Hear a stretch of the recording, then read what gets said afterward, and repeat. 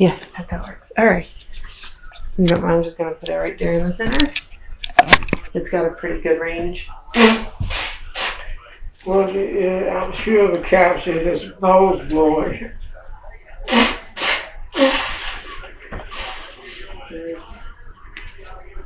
I assume that you're from Georgia. I'm actually from Tennessee, but I lived in Georgia. From Tuskegee?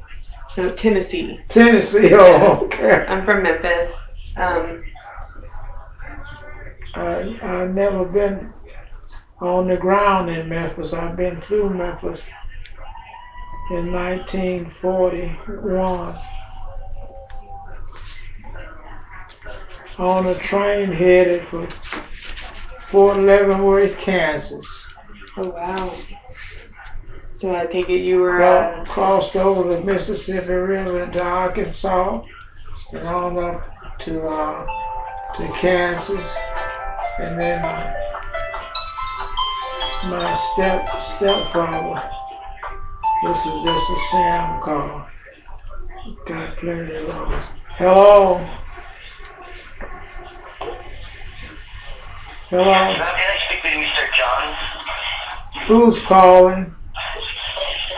Madam Mr. This is Vinci Garcia. I am one of the account manager from the firm X company. This is a follow-up call regarding to your outstanding balance in our company. I did the same thing yesterday to a call. Yeah, you have to do that. So, you're from Memphis, Tennessee. Yep. And are you from here, or are you from... I'm from right here in Auburn, Alabama. Right. And I was born across the street from the president's house on Reese Street. Do you know where Reese Street is? It sounds familiar. You know where Sanford is? Yes. I was born one block past Sanford, coming south. It's the street.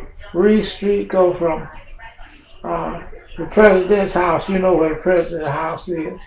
Goes from the president's house on South College. In fact, I believe that the address of the house that I was born in was called 6 South College Street. Nice. Yeah. I'm assuming that was not a hospital. We just got a hospital here, didn't we? No, blacks weren't born in the hospital. All blacks were born in the houses. We didn't have no hospital in Alabama, in Auburn, until 1940 something. And that hospital was in Tuskegee, Alabama, called John Andrews Hospital. And that was on the campus of Tuskegee Institute at that time, but later became Tuskegee University. Interesting. I was unaware of that. The hospital where whites were born is where East Alabama Medical Center is at, and it was known as Lee County Hospital. But only whites were able to go to that hospital. That sounds horrible, honestly. Well, it is what it is, you know. Excuse me. My glasses are good. I'm blind in my left eye, but it shows you a little blurred. But when I put my glasses on, it's clear enough. My right eye is 20/20, you know. Well, it's like I'm pretty much blind in both. I have such bad vision. It's awful. So how long have you been in the Auburn area? 10 years, actually. My daughter just turned 11, and we moved here when she was 5 months old. Oh, great, So, great. And she started out at Old Tree School? No, we actually just got redistricted. She was at Yarborough last year, Creekside the 2 years before that, and then we moved into our neighborhood. We were over at Dean Road and Wrightsville Road before that. Well, I'm familiar with Yarborough School. I think I am. Wait, don't tell me. Yarborough is on North Donahue, isn't it? Yep. Yeah, that, and I hesitated on that because later they opened a school over there off of Richmond Road, and Yeah, and then you mentioned Creek. Creekside is on Richland Road. So is Richland. And then they have a new one. Well, they got the one on off of University Drive up there. That's next to Russell Lumber Company. The elementary school.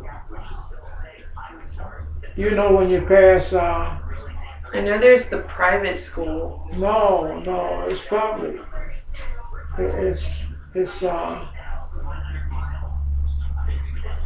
that call the new one? I'll call it in a minute. But let me just tell you, when you're going around past Walmart's on Suge Jordan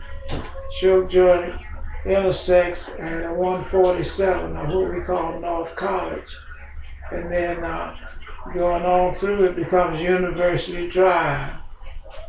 You're familiar with all of that? Yes. And then the next right around that University Drive curve is Pick. I think it's Pick's Elementary. Oh. I'm going to the bathroom and watching. Okay. Okay, that makes sense. I've never been to Pick. No, it's probably it's in the line with our newer schools.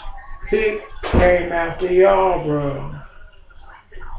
Dr. Cecil Yarborough was the person that they named that school after, and the Pick School was named after. Well, we always refer to him as Colonel Pick. Colonel Pick. I don't know what his first name was, but Colonel Pick and Gentry were big investors in land here in Auburn. You know, in fact, the old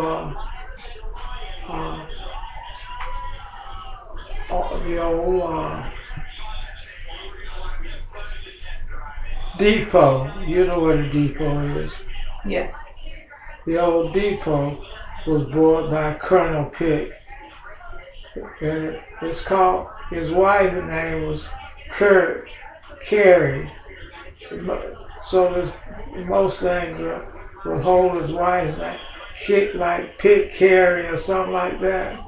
That would explain. It's Carrie Woods is the other one that goes with it. And Carrie Woods is the other elementary school on North Sanders and that Sanders Road. Yeah, I've been there. I don't know the roads very well. Right. But that was Auburn's second elementary school, I believe, along with Wrights Mill Road and Dean Road. I know Dean Road is pretty old. Oh yeah, like Wrights Mill Road is very old, and I'm trying to think of the other elementary school at that time, but it was Carrie Woods Elementary School and Wrights Mill Road Elementary School, and then after that became Yarborough, and I can't call them all to you. I was out of Alabama for a good while, from 1957 to 1975. So all the changes that were made from 1960 when I left Alabama, but I said 1957 because I joined the Army in '57, and after I got out of the Army, I didn't come back to Auburn to live. I never did come back to Auburn to live until 1975, but naturally I visited Auburn infrequently. So, can you tell me about your time in the service, if you're okay with that? Oh yes, I joined the service actually on Valentine's Day of 1957, but I had a two months deferment before I had to go. Now my active go and become active in the service. I was sworn in on February 14th, but I had a 2 month deferment before I had to go into service. So I went into service on April 12th. That's when I actually left Auburn, going to Montgomery to be inducted, and then I was inducted in Montgomery and went to Fort Jackson, North Carolina, which is Columbia. Excuse me for saying North Carolina. Columbia, South Carolina, which where Fort Jackson is. Are you familiar with Fort Jackson? I'm not. I actually lived in North Carolina for a while, but never South Carolina. Well, yes. That was for the Third Army. This area was known as the Third Army. The other armies were up like in Fort Dix, New Jersey, and all. And so I went to Fort Jackson for my basic training, my 8 weeks basic training.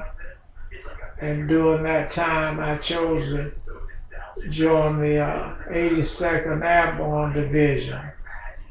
And I became a paratrooper. And my 3.5 years in the military, I was a paratrooper, stationed first at Fort Bragg, and then we gyroed to December 1st of 1958.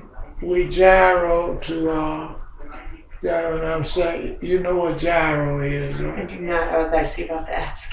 Well, it simply means our whole company and division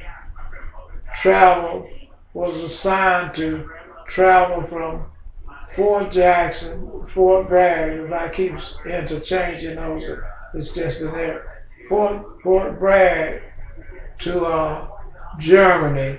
And the city that we traveled to in Germany as our duty station was Mainz, Germany. So we traveled by boat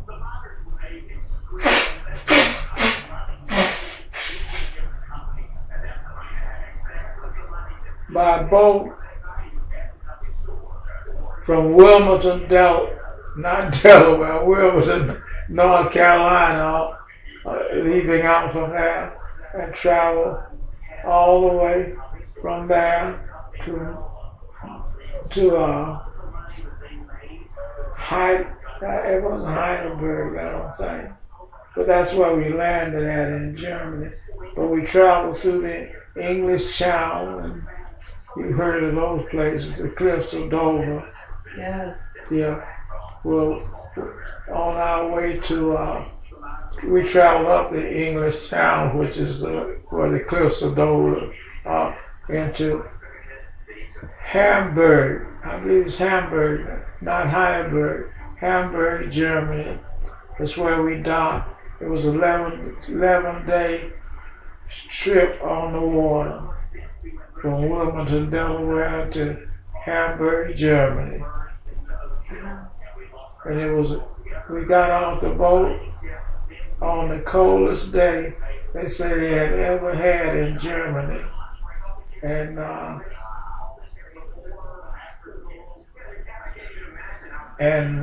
the colonel, the general who was in charge of the 8th Army over there at the time, told our battalion commander, Colonel March, say we're going to call off the field exercise because of the weather. It's too cold. And Colonel March said, no, my men can take it. And of course we took it. But some of them froze in their sleeping bags. Some of our fellow soldiers. Yeah, that doesn't surprise me. No, it doesn't surprise. We didn't lose any to death itself, but when me and my partner put up our pup tents, as they call it, 2-man tents. We slept under the tents, and so we didn't get all the wind and ice, winter snow and everything on the hillside. For those who were too lazy to put up their pup tents and just got out in their sleeping bags, they froze in their sleeping bags. Had to take them to the hospital. I don't know whether we call it a hospital or not at that time. Were they okay at least? They all recovered. Yeah. But anyway. So what exactly does a paratrooper do? Basically, he's just a fighting force who approach war from the air, jumping in, not intentionally. You don't jump intentionally into enemy lines. You jump behind enemy lines.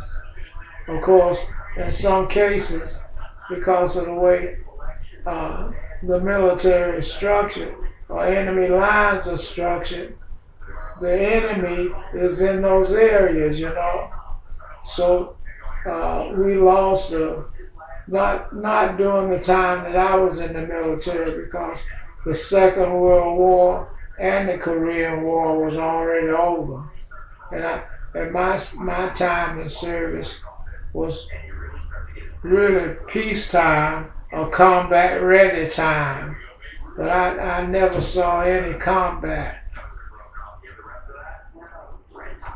And the closest I come to combat was when the Vietnam conflict started up, and I was getting out then. I got out in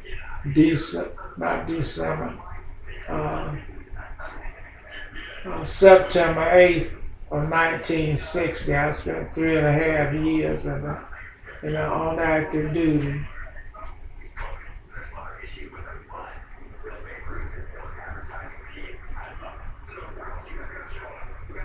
They didn't call you back?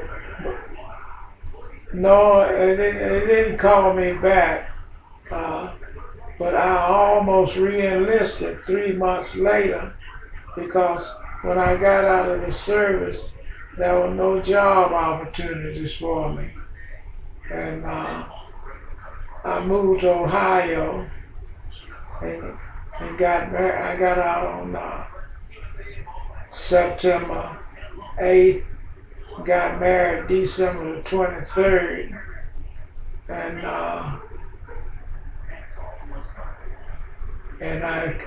but between the time I got out of service on September the 8th and of course I got married, I wasn't able to find a job. So I went to Ohio, and after staying in Ohio for 3 months, I enlisted or enrolled. Enrolled is the correct word. Enrolled in a trade school in Chicago called Airline Institute of Technology, and of course they promised to get me housing and a job and everything. That was a part of their recruitment program. And so I took them up on that, and then January 9th of 61, I left Ohio. Actually, I left out from Cleveland, but I was living in Warren, Ohio, and went to Chicago, and I stayed there for 15 years, and then came back to Alabama. And came back to Alabama Christmas Eve of 1975.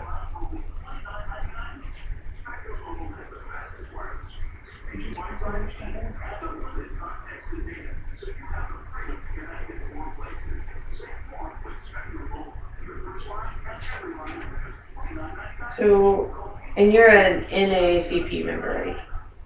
Yes, I joined the NAACP when I came back to Alabama in 1975. And I would say it was really 76 when I joined.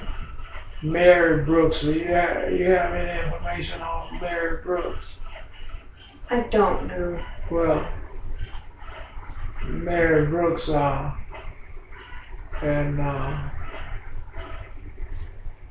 who was my wife's first cousin and a part of the complex over there on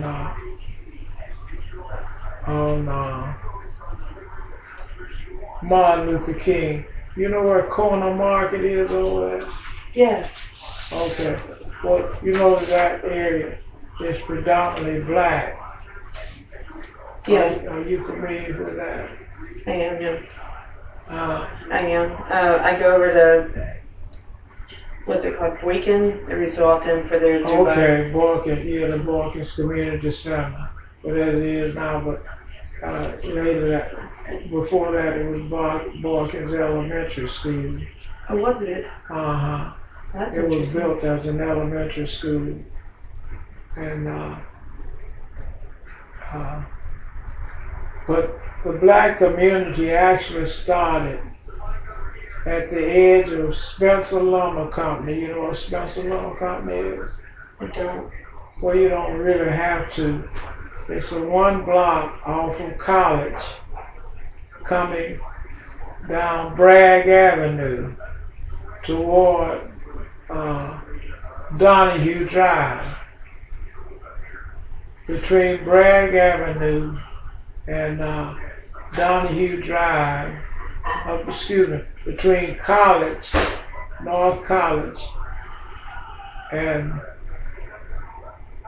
Donahue Drive is a half a mile of road that's called Bragg Avenue. Yeah. Before that, it was the same half a mile. It was Bragg Avenue, but where Donahue crosses there, and it's a big service station right on the corner of Bragg Avenue. From there, it became Lochapoka Road, but later was renamed to Martin Luther King Boulevard. And Martin Luther King Boulevard went down to where Suge Jordan is now. Suge Jordan Parkway, you know where that is. So that they named that strip in there. They're doing some work on it right now. I think they're doing work on everything. There's always work being done here. Yeah, but they're reconstructing that road in that area from Donahue down to Webster Road to look like the improvements they made between Gay Street and I would say Opelika Road, but Opelika, but they didn't really do. They just made improvements because it be a divider going east and west, where the post office is, and Frank Brown's wreck, you know.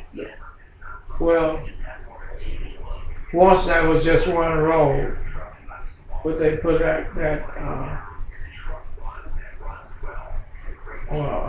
can't call it that greenery in between there. So you go on the post office side, you going east and coming back till you get to Gay Street. You're going west, down to Gay Street, and so they're trying to do the same thing along Martin Luther King there. Put a divider in there, and excuse me.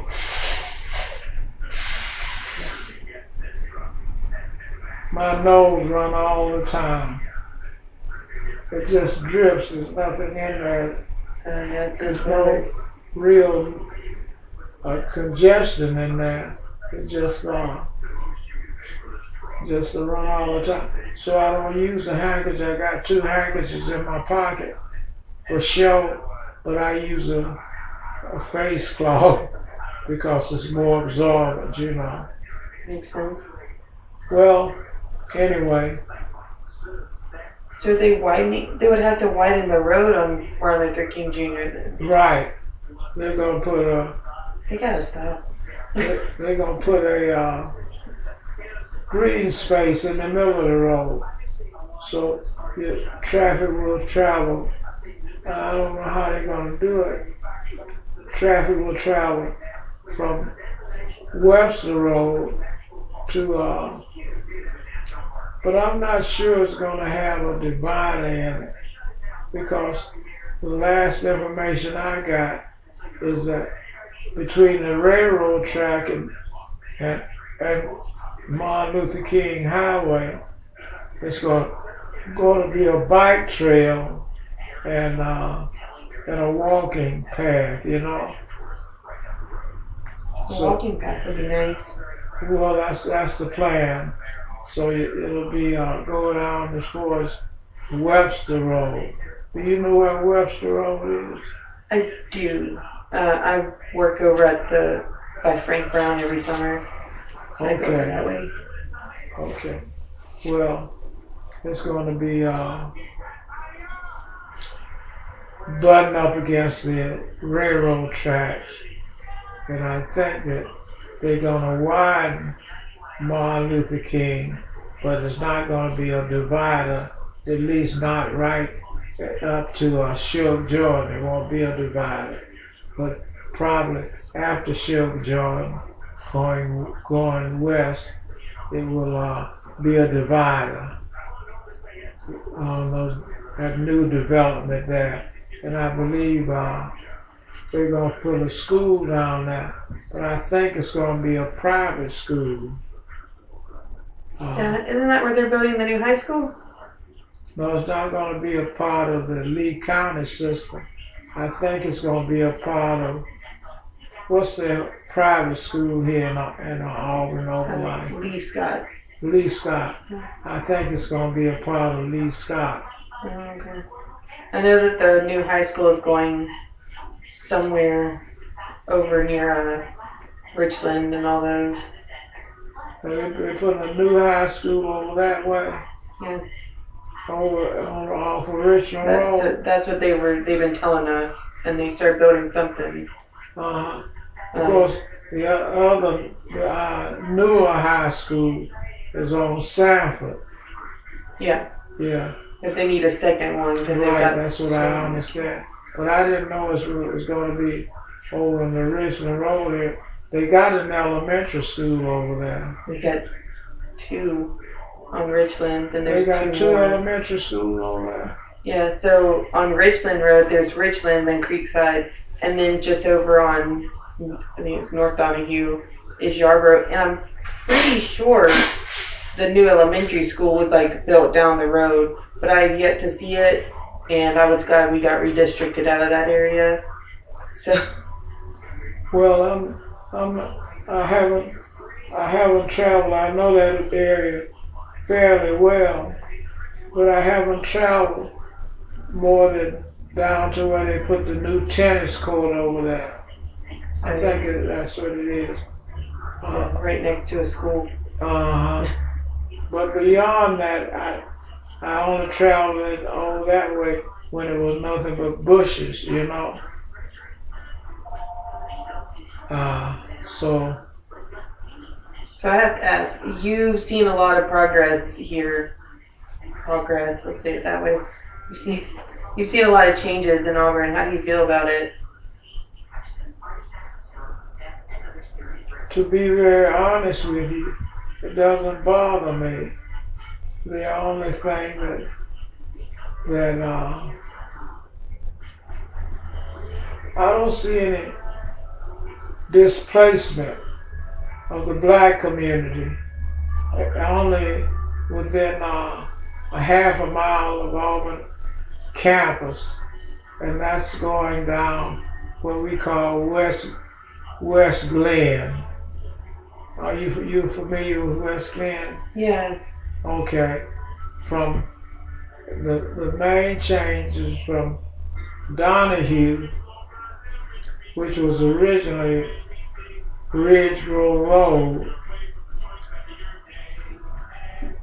Ridge Grove Road in Glen, that bed up there, just a block past the railroad tracks, where I think the St. Luke Methodist Church is, or the goalpost. You know what the goalpost Yeah, is. the goalpost. Okay, right at the goalpost and the big water tank.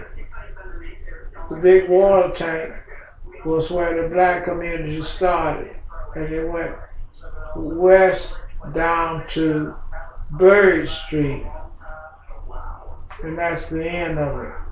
At west on Glen down to Bird Street, and then over to Magnolia Street, which is a big apartment complex there, along with some fraternity houses. But right there, coming back north, was the black community. And of course, included in that was the corner market, and they just about the university that just wiped out the black community that was in that area between the railroad track and Magnolia, because right at since you work for Parks and Rec, right at Bird Street and West Glen is Martin Luther King Park. You know where that is? Yeah. Martin Luther King Park is the site of the Lee County Training School. Were you familiar with that? Well, that's where our high school was. Started in 1932. They built that school. I'm using the word they, but the county built the school for black children. I probably got the records here in the case, but is that Drake now, or? No. Drake was built over on Clark Street, between Clark and Spencer Avenue. Of course, you know that's a middle school, isn't it? Yeah, my daughter went there last year. Yeah. Okay. It's not. I don't think it's anything like it used to be though. Cause Drake was the high school after 1959, I believe. Drake became the high school for black students, but from 1932 to 1959, right up on the hill there where Martin Luther King Park is now, was the high school after they built after they built Boykin Street Elementary School. But before that, the whole 12 years was spent at right that hill, just as you go up the hill to the crest of the park. That was from the first grade through the 12th grade. We started out in the basement, boiler room area, the first grade. And then they put some detached buildings there for not the main classroom, not the main body of the school, but some detached classrooms like the typing room and the agriculture building and those kind of things, and the outside toilets and all, But that's where Lee County Training School started, at where the site of Martin Luther King is now. We put a plaque on the grounds there right beside the pavilion. If you're ever over there, you'll see it. And under that plaque is some of the bricks that came from the old school when they tore it down. The plaque is built into that those old bricks. That's cool. And I'm proud to say that I was the committee chairman for the development of Martin Luther King Park. At that time, Jan Dempsey was mayor of the city of Auburn.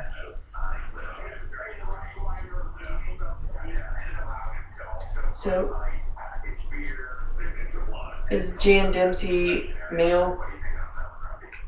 Or was Jan Dempsey male? Jan Dempsey was the first lady mayor of Auburn. And after her became Bill Ham. You weren't there when Bill Ham. The name sounds familiar, but well,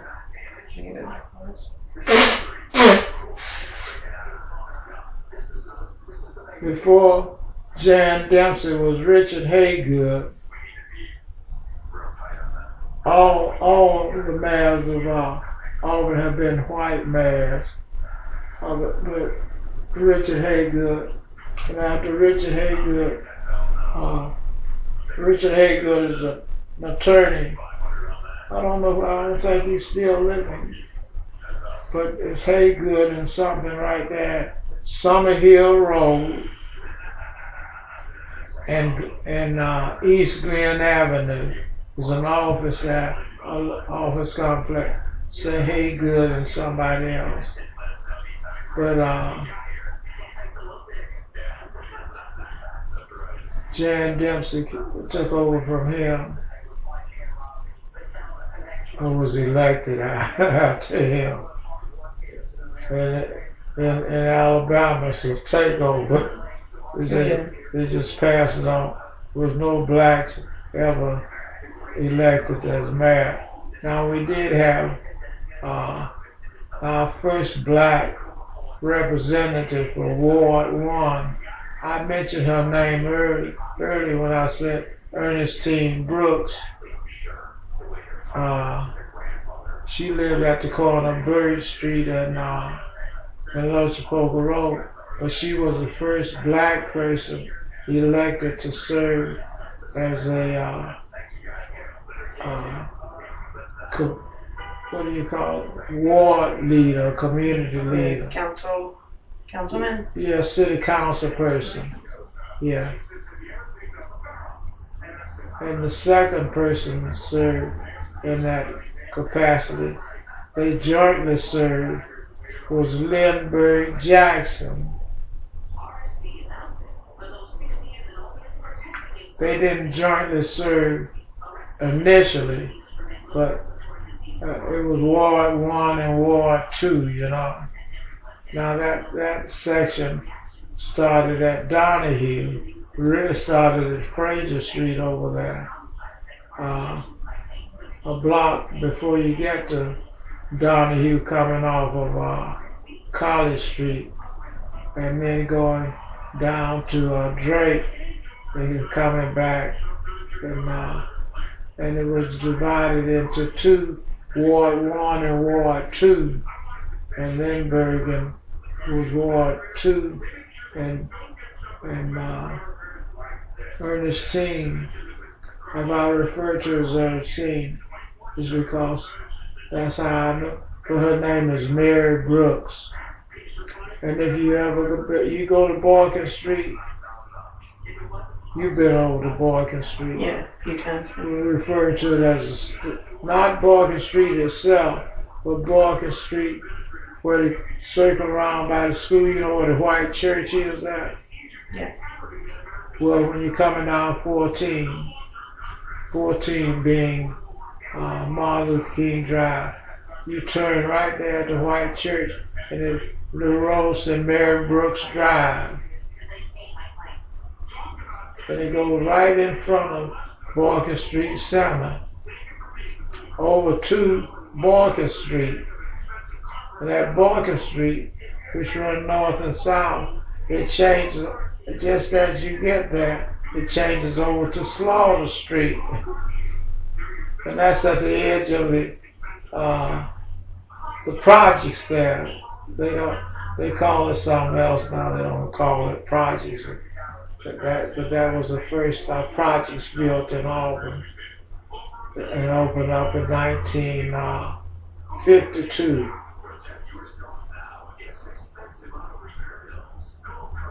I know the name Slaughter. That's they have a couple. There's a road named after them in Camp Hill too. Say it again. Slaughter. I believe there's a road in Camp Hill as well. I did a project there last year. In Camp Hill? Yeah. I don't know. I'm not fully familiar, but I own a considerable amount of property in Camp Hill. But I don't know where Slaughter Street is up in Camp Hill. I don't think it's Slaughter Street anymore. I think they actually renamed it. Oh. I know where Holly Avenue. Do you know where Holly Avenue is in Camp Hill? Yeah.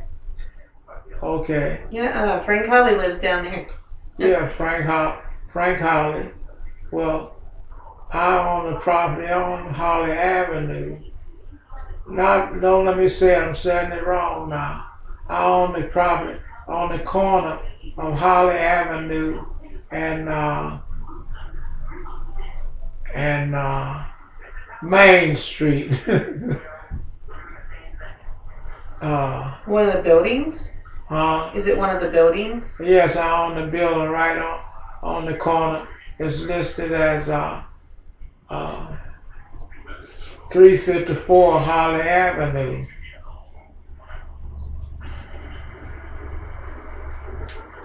And then right, we're just up from on the corner of Holly Avenue, across from my building, is it used to be the old post office, and then I own from the old post office. I don't own the old post office. I own the next building that they refer to as a furniture store, up to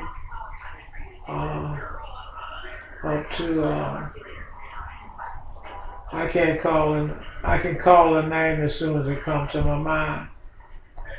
O.R. Chester's old warehouse. So I worked on a project in Camp Hill last year, and it was working with the downtown stuff. So I actually have pictures on my computer at home of all those buildings. Did you see me walking the street and my daughter Emily Zellars? I would have to look, but there are definitely people Emily in those Zellars was interviewed by the Alexander Express or some kind of paper up in Alexander City. When we started to remodel the building right on the corner. You know where the police station was up there? Yeah, the one that still says police station. It might say it, yes. and next to it is a library. Yes. Well, our building sit right across the street, right in front of it. Not where Charlie's is. They sell the sports stuff and shoes. You know where Charlie's was, right? Yeah. Well, our building sits right there, directly across from the post office. Not the post office, excuse me. The library and the police station. Nice. Have y'all finished it, or? Oh, it's finished. We just haven't rented it yet. We got it ready for renting.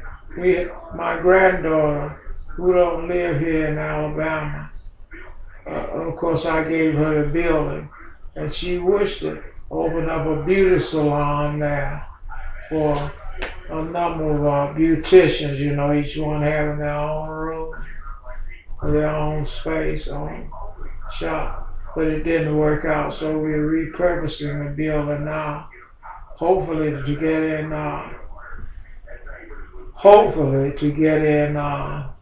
an urgent care, some kind of medical service into that Camp Hill, Tallapoosa County area. Oh yeah, they definitely need a medical. Yeah, what we commonly call urgent care or whatever. Yeah. Last time I went up there, I was interviewing Dorothy Moore, and she was telling me that they were like really bustling at one point, and now they don't even have like a grocery store. You don't have anything up there. Dorothy Moore, I'm not familiar with Dorothy Moore in name. I'm She trying had a to different name at one point. I'm trying to pull up the name Dorothy Moore. Zellars Smith, did you talk with Zellars Smith? She was the mayor before the young mayor Cole. I haven't talked to her, but one of my classmates may have. It was a class project, so we were all working together. We all talked to Frank Holly. We talked to Messiah. Messiah, that's what I'm talking about. His name is Cole. I think his name Williams Cole or Cole Williams? I can can never get Williams Cole. Yeah, he was elected, but after Ezell served 2 terms as mayor. In fact, she won the mayoral race again from him, you know. But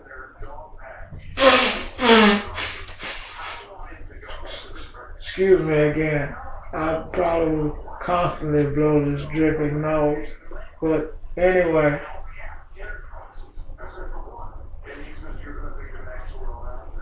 those buildings on that same side of the street, on the same side of the across from where the library and police station, all the way up to what was once the wholesale front. I told you the name of the wholesale place. It don't escape me. I just don't call it because they had closed down when I started buying land up there, you know, property. Yeah. And now on the other side of the street, the old service station you see on the other side of the street. The one that's just down past the buildings. Still on that street. Yeah, it's just before you get up to the bridge. Yeah. Railroad bridge. So, anyway. But maybe we could go to something else. You didn't really want to interview me you wanted to know about Old Auburn, didn't you? Oh yeah. I'm just very fascinated with the Camp Hill stuff still. I am too. Ironic that it would be me that would interview. I'm the only one in my class this semester that was in that class for the Camp Hill project. So. And of course the people you talk with, Frank Holly, they actually hold Frank Holly for the for the response for the decline of Camp Hill. Do they? No, but he didn't engineer it by himself, but he put a lot of restrictions up there that caused, as I understand it, the whites to make an immediate exit out of the town, moving up Lake Martin and all the areas that become predominantly white again, you know. Yeah. Yeah. But up until that time, my first venture into Camp Hill was in September, October in 1952, and I went up there as a band member to play for the black school. I'll have to remember to call it. But you see the church up there called Mount Lovelace? Yes. Well, right there on those grounds was a black school. Right off Highway 50. Yeah. Well, if you saw Mount Lovelace Church, the church and the old school connected. The church didn't support those school or anything, but I want to call that old school name as well as I know it. But anyway. I know which school you're talking about. I was told about it while I was up there. But yeah. Somewhere across from the cemetery on the other side of the road. I have to ask, what instrument did you play? Huh? What instrument did you play? I played a trumpet. Trumpet. I have a friend who's a trumpet player. Who? A friend of mine from high school. Right. I played first trumpet from the time I joined the band. But I joined the band in this original Lee County Training School band in its original forming, you know. And played that until I graduated in '55.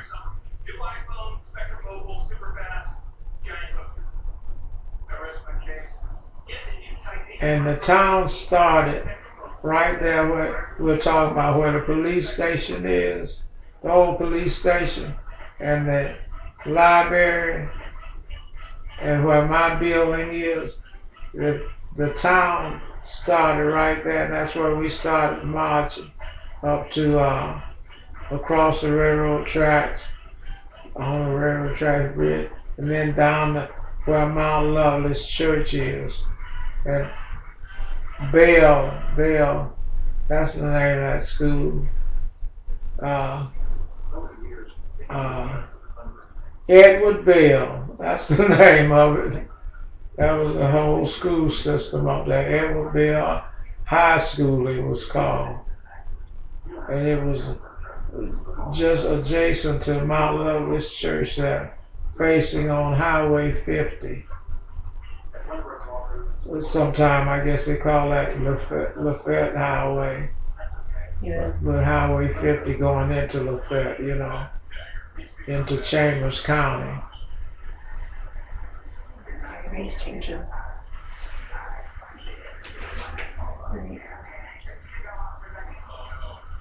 You said you joined you said NAACP in 76? 76 when I got back to Alabama. And how long were you a member before they, I guess, disbanded? I don't know if it's called disbanded. Say it again. And like there was the branch, and then there wasn't, and then it restarted. And what did y'all do during the time that it was?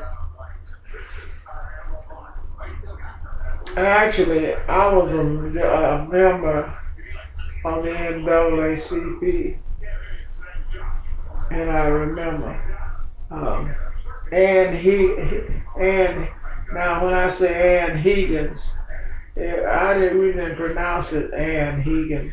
We pronounce it Hagen. She lived in the house right on the corner of Bragg Avenue and White Street. It still sits there, that White House. Are you familiar with it? It sounds familiar. Yeah. Well, anyway. Ann and Ernestine Bird Brooks. Of course, that Bird Street that I'm referring to is named after her family, her daddy and my wife's daddy. And they were prominent business people in Auburn. And they owned a funeral home up on Fraser Street. You know what Fraser Street is? I don't know. Well, it's simple. Fraser Street, when you come down Bragg Avenue that I was referring to from College Street, and you pass that old lumber company. Do you remember seeing the old lumber company all kind of boarded up now with tin all around it? Yes. Just as you crest that hill, that street is called Fraser Street. You have to, if you go coming toward Donahue, you would turn right there and go from Fraser Street over to Drake Street. Well, right there in that cluster is where black folks started to live. Right there from that boarded up old lumber company, which was Spencer Lumber Company. Black folks started to live right at the Sanders Street. You know what Sanders Street is? Yes. Well, where Sanders Street is, right there, black folks started to live and lived all the way down to into Lochapoka. And of course, we don't refer to this area that you're sitting in right now. We refer to this as Wright's Mill Road. Wright's Mill Road. Now, it didn't have another name, but it started at where the Wright's Mill Road Elementary School starts. You know where it is up there? Yeah. Well, that's where the black community started. Right there. They just put a children's park on one side over there.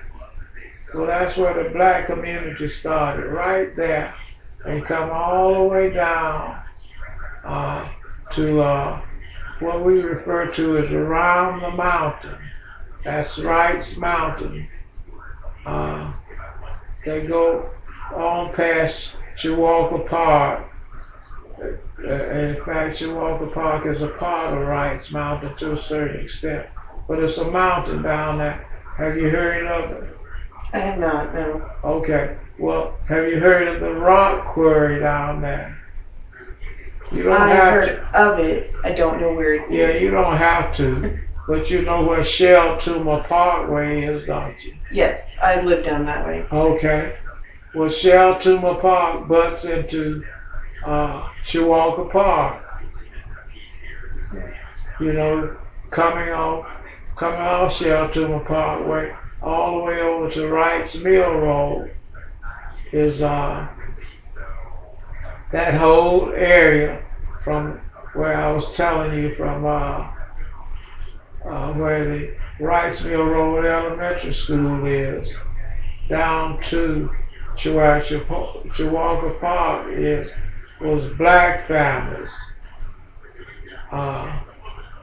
tenant farmers, sharecroppers, and all. But Wright's Mill Road was the main road where blacks lived, and they then went in a easterly direction over to the area where your child goes to school, if I'm saying it correctly, which is now called Ogletree Road. but that area there at Old Tree Road was called Goose Hollow. Have you ever heard that name? Never. Okay, you don't have to. But blacks live from Rice Mill Road all the way over to what is now referred to as Moore's Mill Road. But if you, when you go to take your daughter over to Overtree Road School, right? Yeah. Well, if you would go just a block up and on the right hand side, have you seen where Bo Jackson is building his house? I haven't, no. Okay.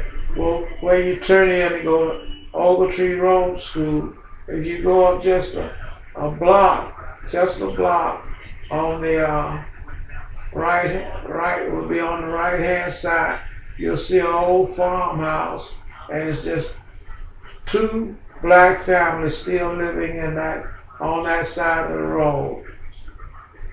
But before that, and on the other side of Overtree Road, going up where all those beautiful homes are built, it was they call it Goose Hollow, and there's a few black families still living up that way, you know, on the left-hand side, going toward Moore's Mill Road.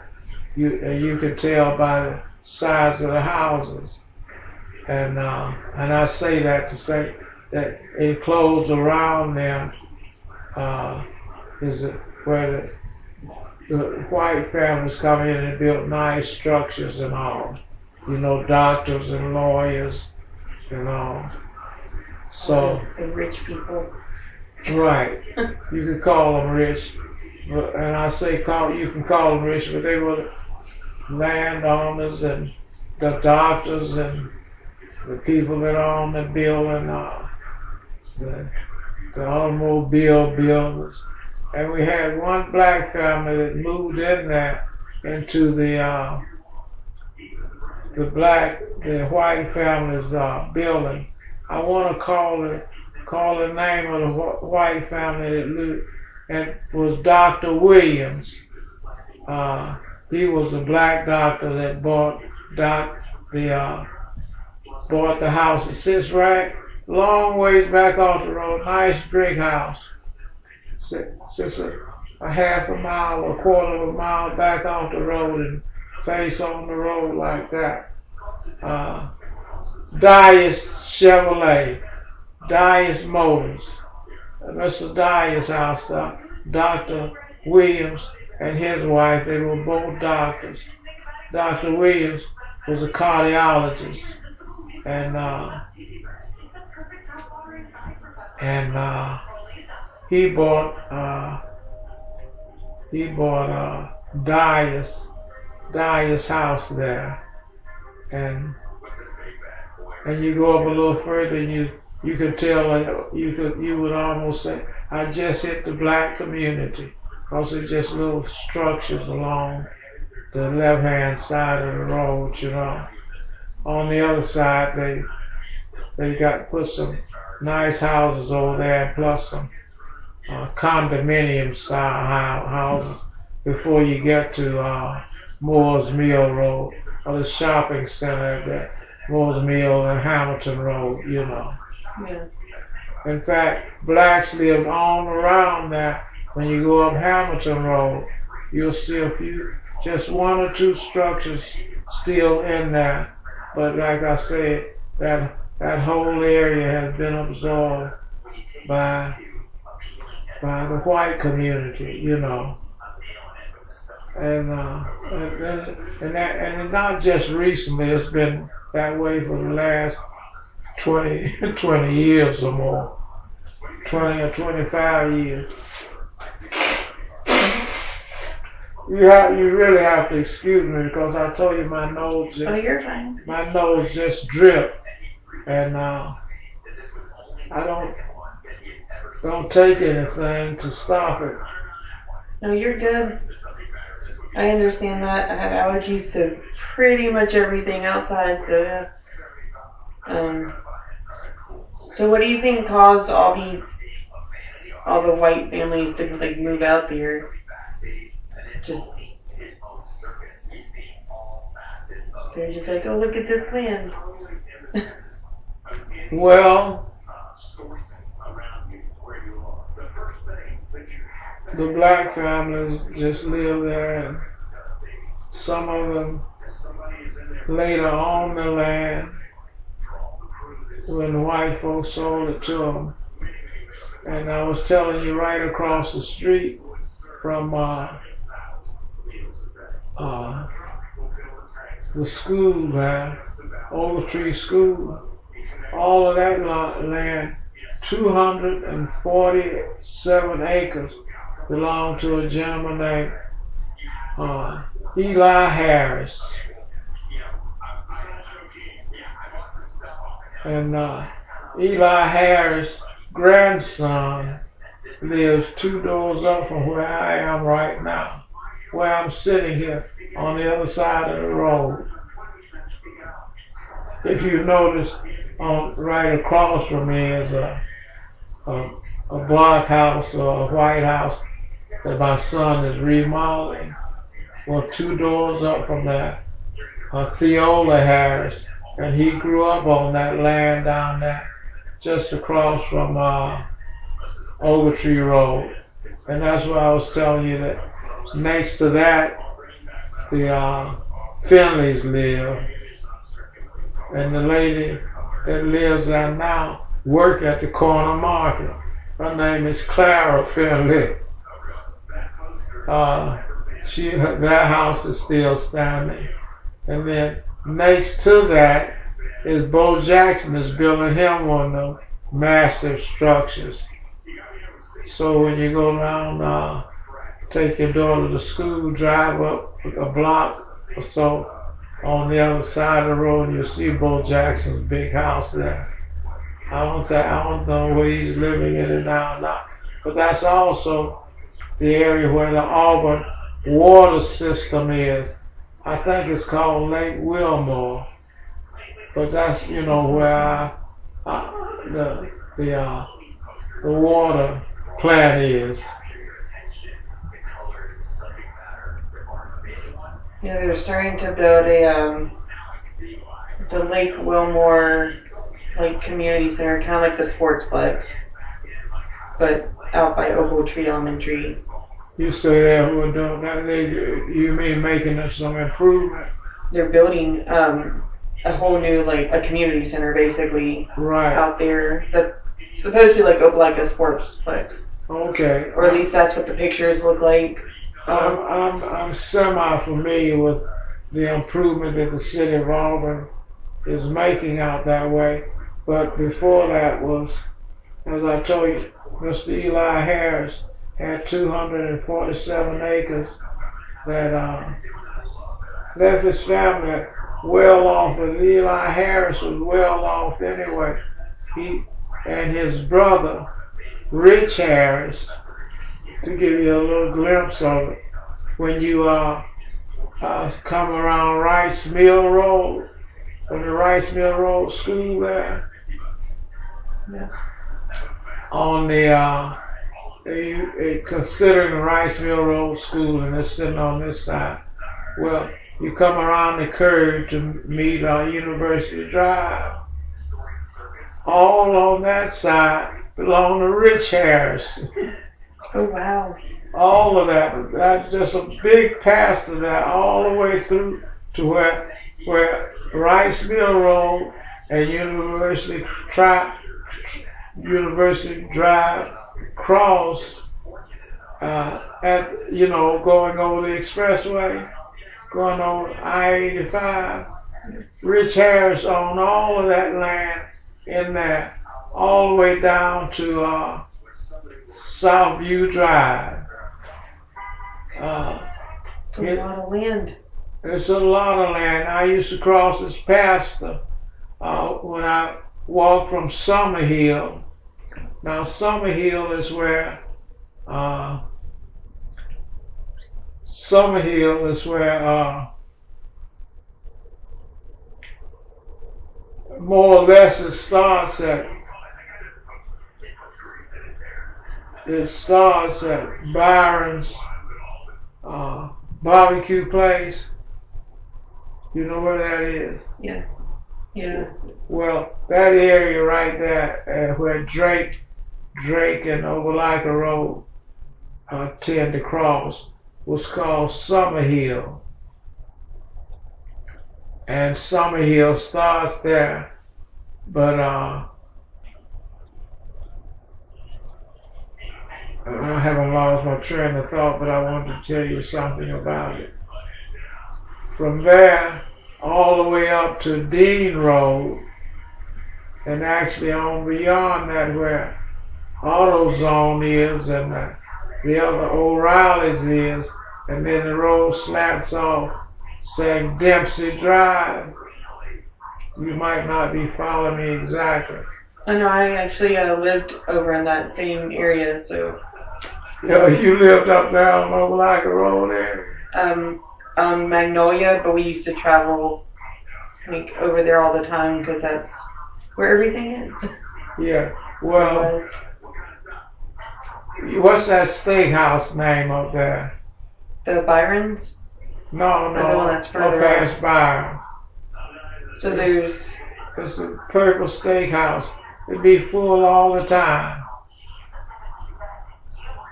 I know which one you're talking about, but I never know their names. I don't go to steakhouses. Well, One day I should. Let me see.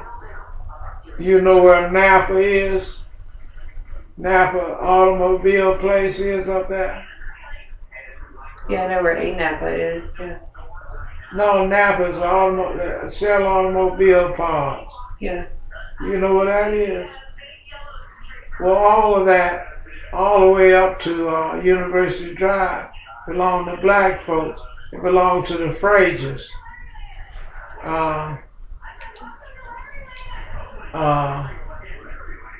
Tucker Senior Fraser, and those on all the way up there to where Walmart just bought their land they set up from Kmart for University Drive and Overliker Road.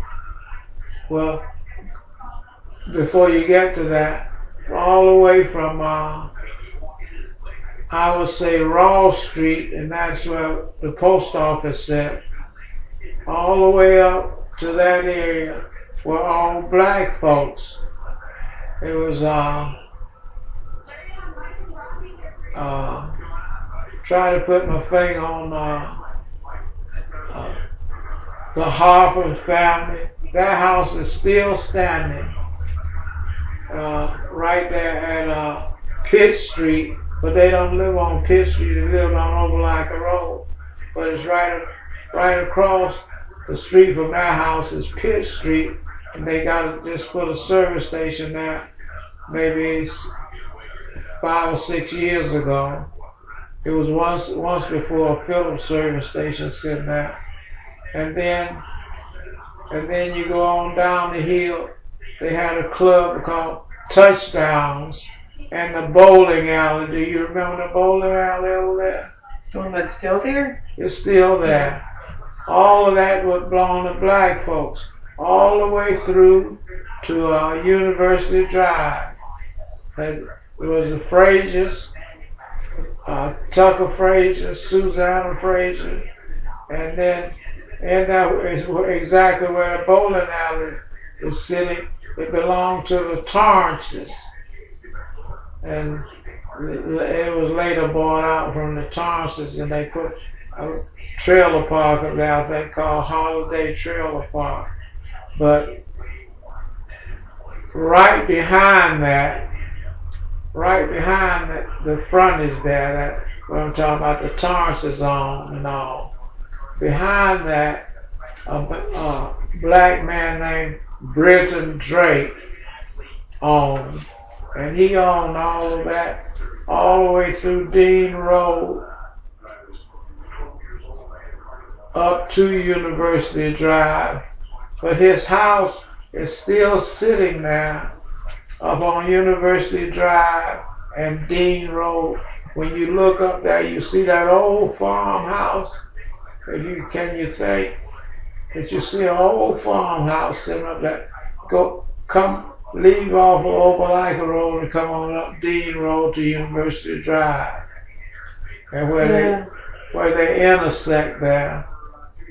If you sitting in your car and you look up like that, you'll see an old farmhouse. And that was Mr. Brent Drake's house. And he owned all of that land from University Drive side back down to where I was telling you where the bowling alley is. And he also owned the black grocery store a half a block up from Byron's barbecue. You ever see that purple barber shop right there? Just when you pass Byron barbecue, it's an automobile place park, and then they had a car wash in there and the purple barber shop. Yeah. It was called Adams Barber Shop. The next building Mr. Brent Drake owned, and that was Brent Drake's grocery. And then on the other side of the street, he owned, going down Pitt Street. And of course, I grew up in one of his little two-room houses with a shared kitchen. And my first 15 years, actually, my first 15 years, but only 13 years that we lived there after we moved off of across from the president's house. They pushed us out down at the president's house to build that South Side community, and black folks had to split up and go further south, where I told you Mr. Rich Harris owned all the land right there from Wrights Mill Road School. And we went in 4 directions. The largest group moved down here on Martin Luther King, where Corner Market is, or I should say where Frazier Street is. I was telling you about Frazier Street after we passed Spencer Lumber Company. We got all boarded up over there. And I know I'm giving you a lot of information, but that's the black community started coming west and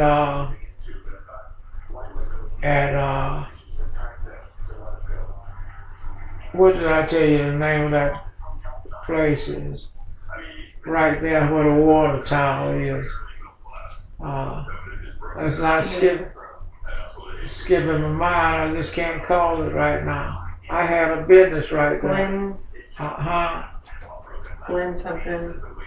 Well, it's where Donahue and Glenn come together. What was it called? It's Glenn something or something Glenn. No, it's not called that. But that's where it is. You got it right.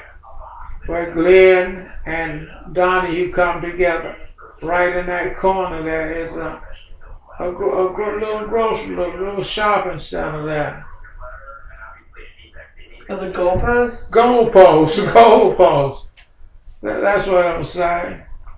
Well, the black community started where the water tower is, coming west all the way down to Bird Street, or where Martin Luther King Park is.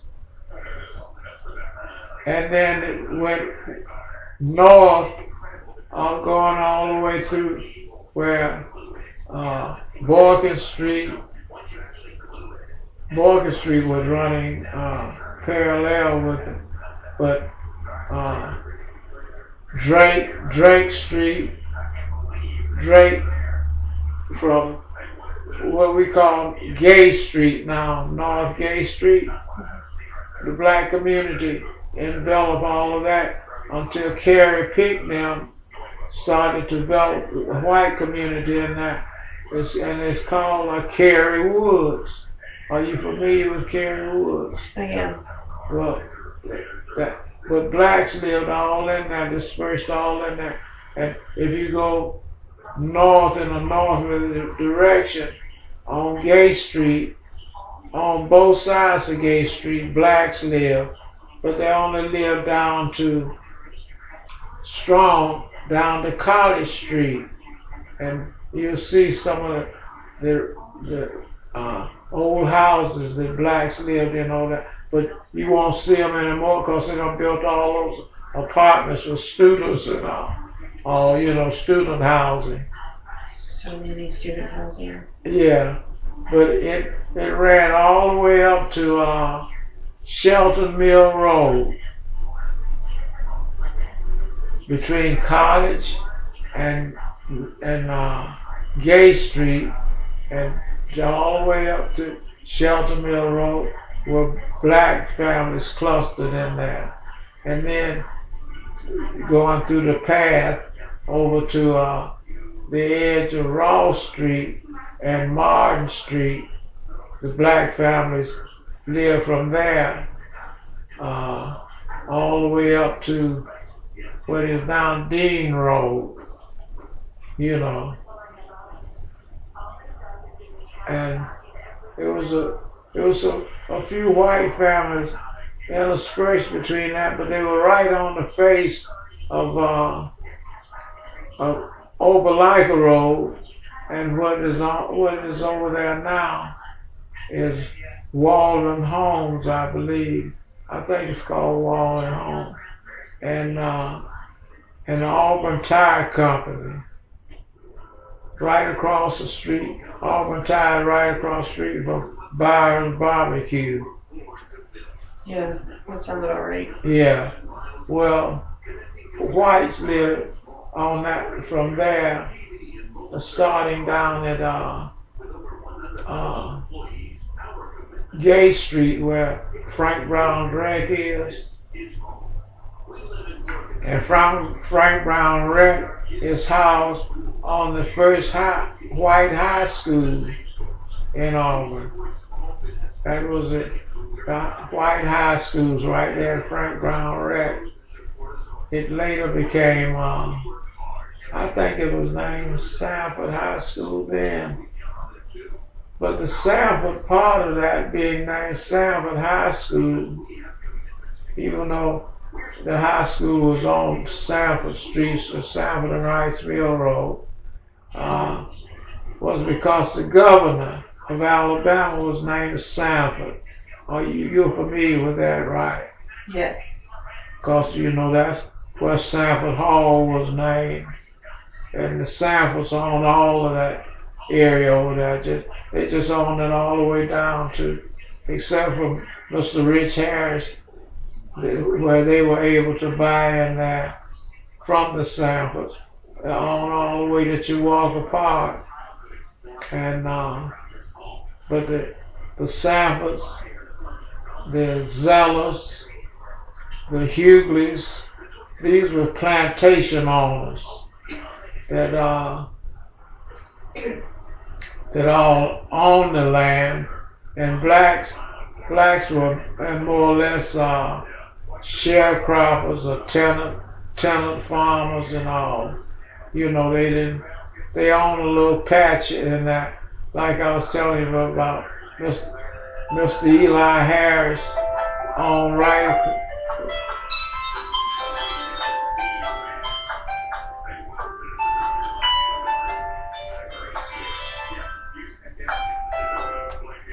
Hello. Hey, Brucey. How you doing? I feel pretty bad calling to tell you I had a good report yesterday from the doctor.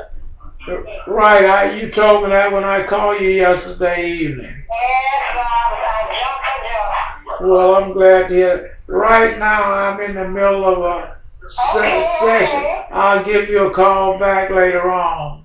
Okay, bye-bye. Bye now. Uh-huh. She's a dear friend of mine. She was a student at Lee County Training School, but her home was in Lochapoka, down there where they had a Lochapoka Serb Sabbath night, called it Pioneer Day now. It just passed. Yeah.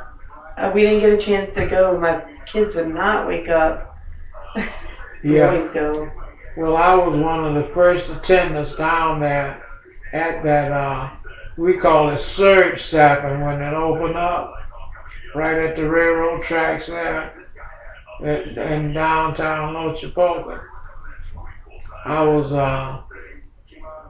not on a committee down there, but I was working that area, and I was a part of, in fact, the mayor of the town was a client. He wasn't a client of mine now, but his maid was a client of mine, and I always went to their house to collect the maid's insurance, right next door to the big thing, the big syrup wheel, you know, where the mules walk around and they make the syrup. Yeah. Right there at the railroad track, crossing over the railroad track. So I was a member of not the committee or anything, but a member of the first attendees at the Surge Sabbath. And I used to enjoy, I think it was potato biscuits or something. Yeah, I don't think we've been since COVID hit. But something always comes up, and this weekend my kids just would not get out of bed. I was like, I want to go.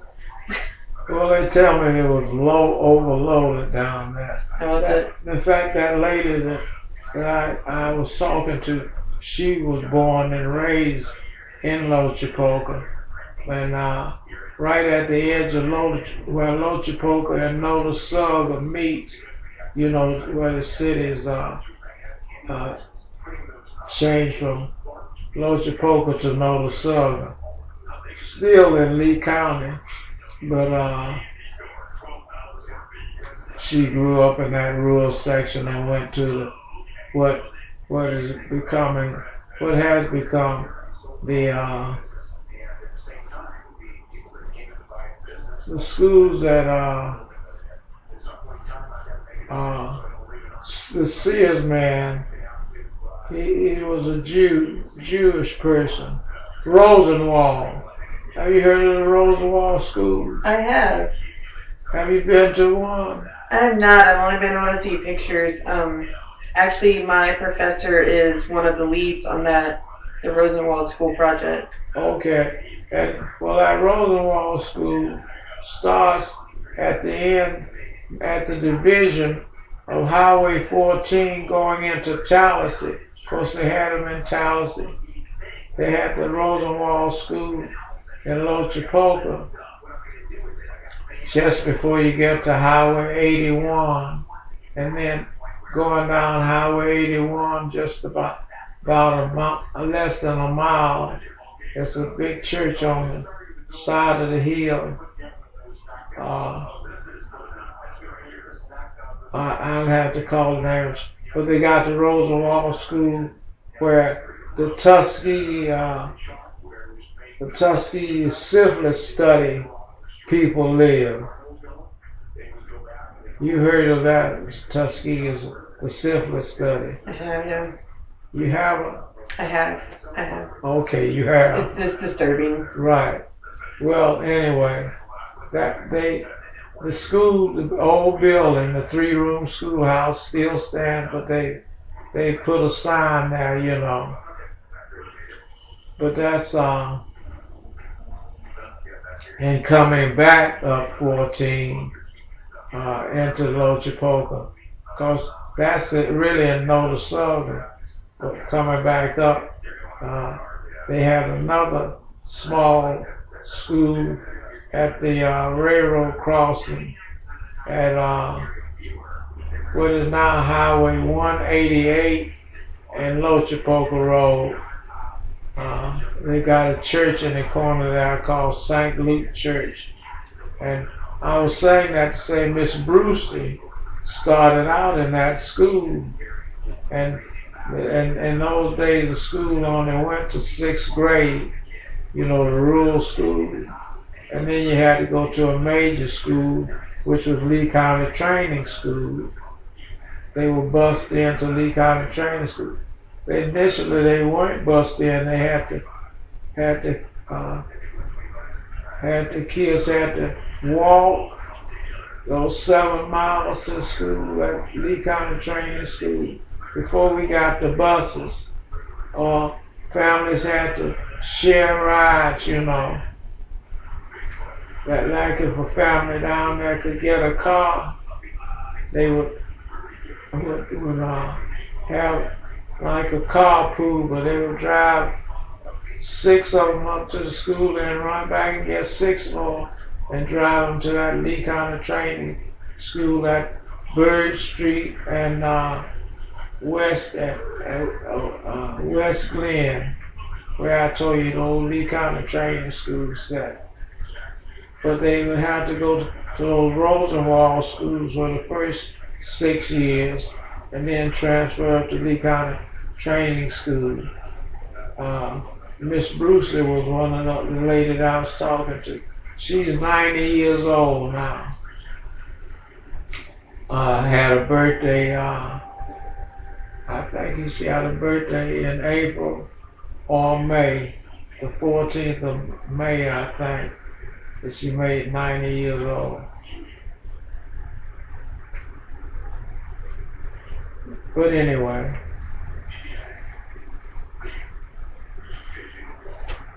Is there anything else you remember about Auburn that you'd like to say? Or? This is a lot of information. Like I didn't realize how. Well, I've been kind of loose in this talking about it because where the Auburn Public Library said was a black community too. You know that.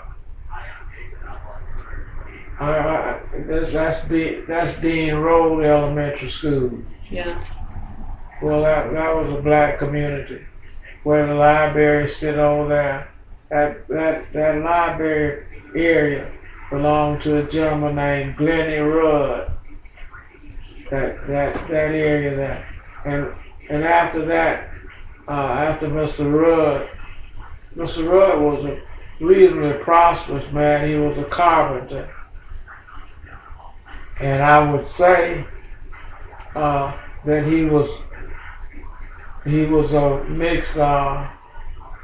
mixed race to the extent that Mr. Glennie Rudd's complexion was as white as yours, but he was a black man, and he was a member of the Ebenezer Baptist Church that sit on the corner of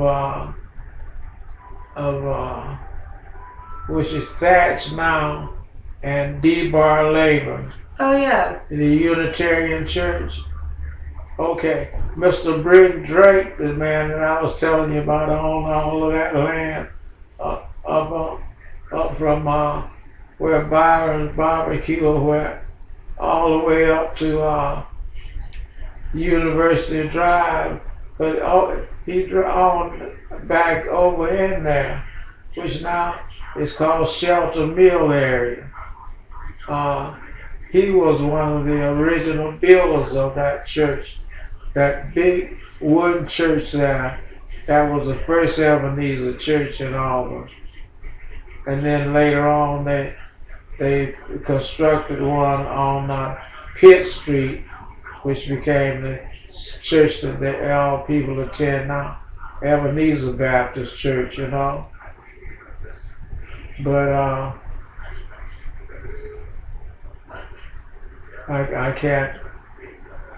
I guess I could tell you about all the families and all, but it'd be a lot of history, because all the black history in terms of structures and all has been wiped out by this great movement on building apartment complexes for students and all. going up what we call Summer Hill. You know what Summer Hill Road is up there? I know the area. Yeah, it's yeah. So all that area has been wiped out, but blacks live from there, from the railroad tracks and beyond across the railroad tracks.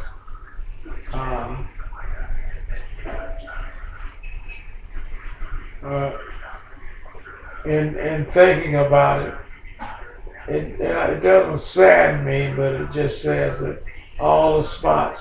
The reason blacks lived in those areas because they were pushed out of the area down there on South College where the president's house is, all the way to where the Arts Center is. You know what the Arts Center is down there? I don't know what they call it. The museum. What's it again? Like where the museum and The museum and the lake out in front. yeah. Yeah. Well, they were pushed out of that area. And blacks used to live in that area where I told you I was born. But they were pushed out of that area and they went west, went east to Baptist Hill. They went north to Drake Town. They went central to Fraser Street, which was called, they called it the Quarters, but they had another name. And then the heavier group of them migrated down to what is called West End Community, or down where the corner market is, down where Boykin Street Elementary School is, or Boykin Street Community Center. That was the largest population, and they went all the way down to what now is the Ship Jordan Parkway. And that was the largest, and most of blacks developed stores on the corner of Fraser Street and going down Fraser Street, funeral homes and theaters, black theaters and all. Fraser Street became kind of the black business community, mid-Auburn. And then down on the end, down by corner markets, blacks developed stores, grocery stores, pool rooms, and entertainment places, but basically pool rooms and dance halls and the likes. And as I told you, Ernestine Brooks' dad and them built a house on the corner and a grocery store on the corner of Railroad Avenue. I shouldn't call it Railroad Avenue. Martin Luther King, and which was Lochapoka Road then, and Bird Street, and all the way back through there. So I throw my hand up because that's the area that I actually live in right now. I own property down there too, you know, fronting on Martin Luther King. And inside the railroad track, which is West Glen side. But anyway, Lori, right? Yes. Now, I haven't given you much chance to ask me any questions, probably. Oh, you've given me more than enough. Honestly, I would probably not. I got more out of you than I would with my questions. Yeah.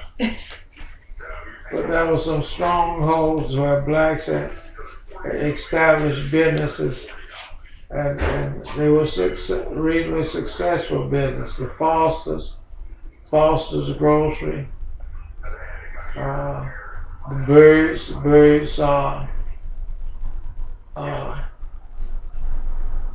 rental property, and that's my wife's people. The pool room, and then Ernestine, again, her daddy was a bird. My wife's daddy and Ernestine daddy were brothers.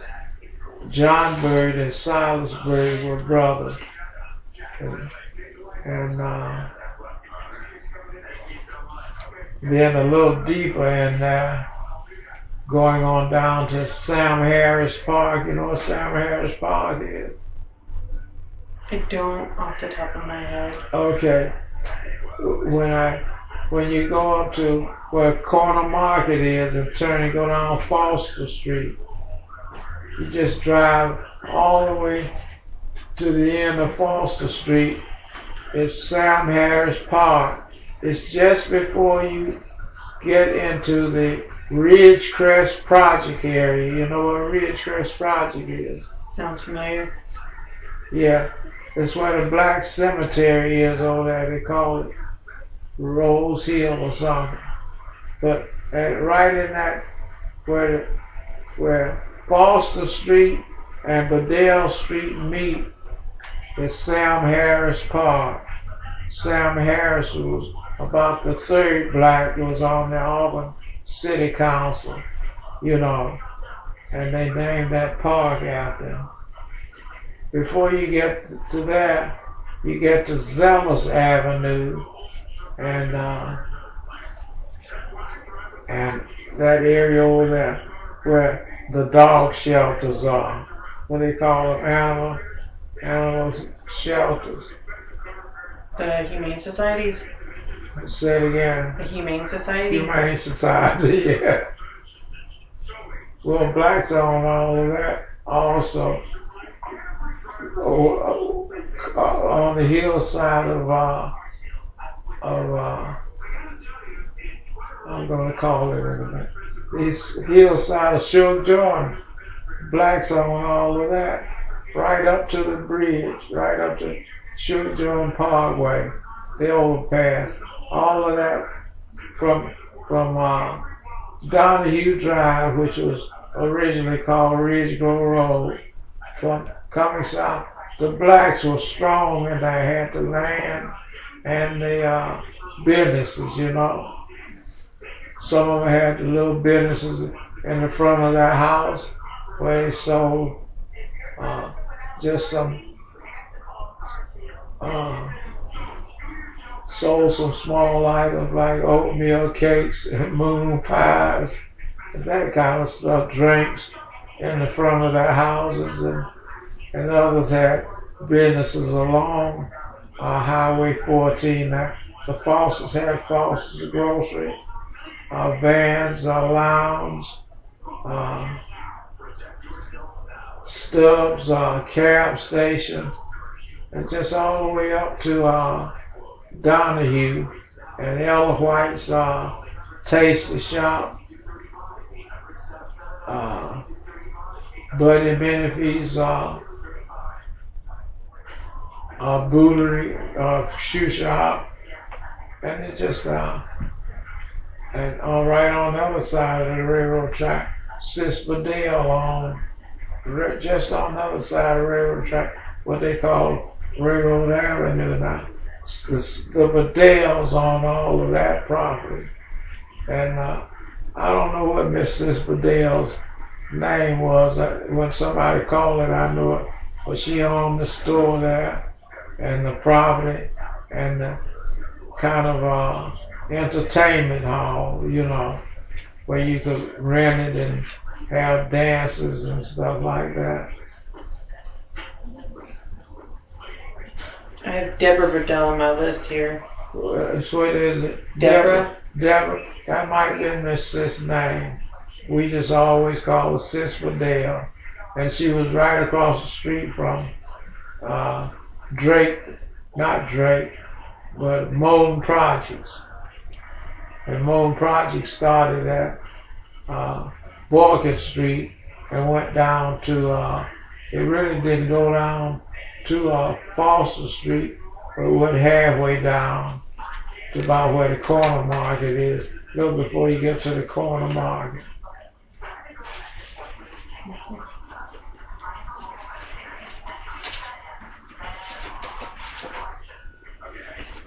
You seem like a very busy man. Well, I'm not busy anymore, really. I don't even use the word retired. I'm just not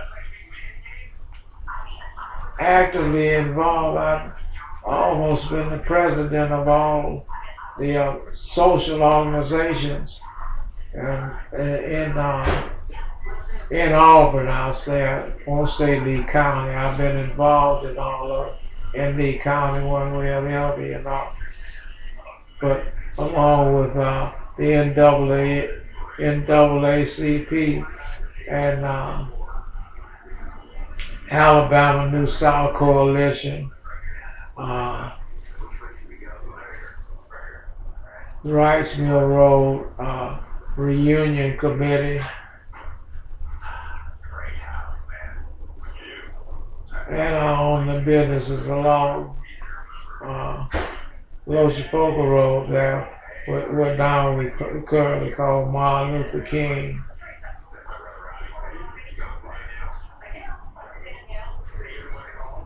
But I didn't own anything until I came back in 1975.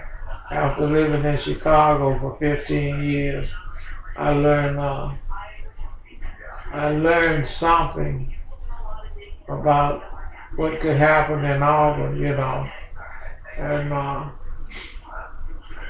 I worked for an organization in Chicago, two or three organizations. They were all involved in the United Airlines and Jewel Food Company. Jewel Food Company was like Kroger's is here in this area. It was a giant food company. I worked for them in management, and then but my concentration in my last 8 years in Chicago was in social service work.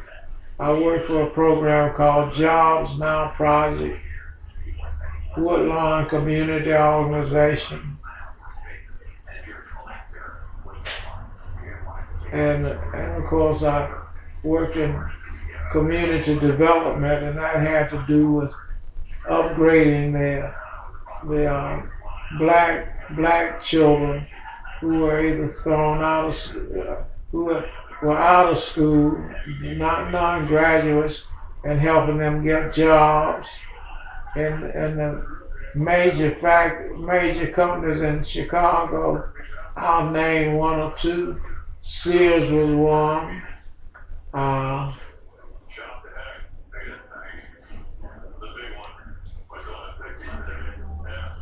And I say Sears, but I'm trying to think. Coca-Cola.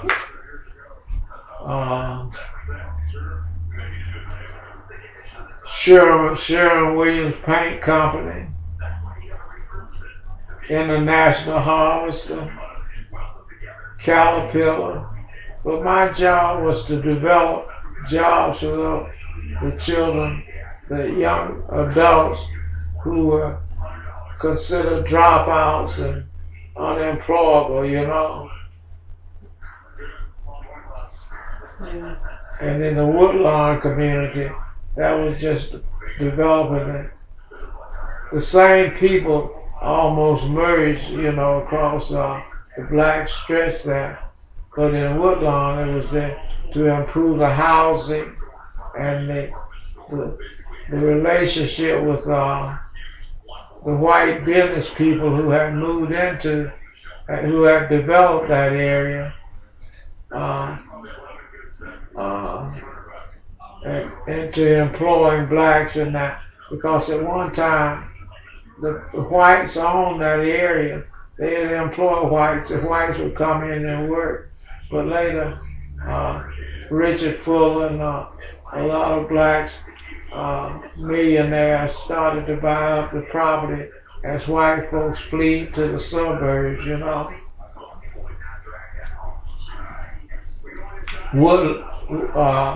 Inglewood was the same kind of community. They were adjacent to each other, divided by the Dan Ryan Expressway.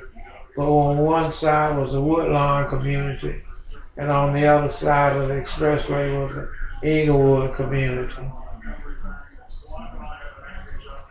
That's in Chicago? In Chicago.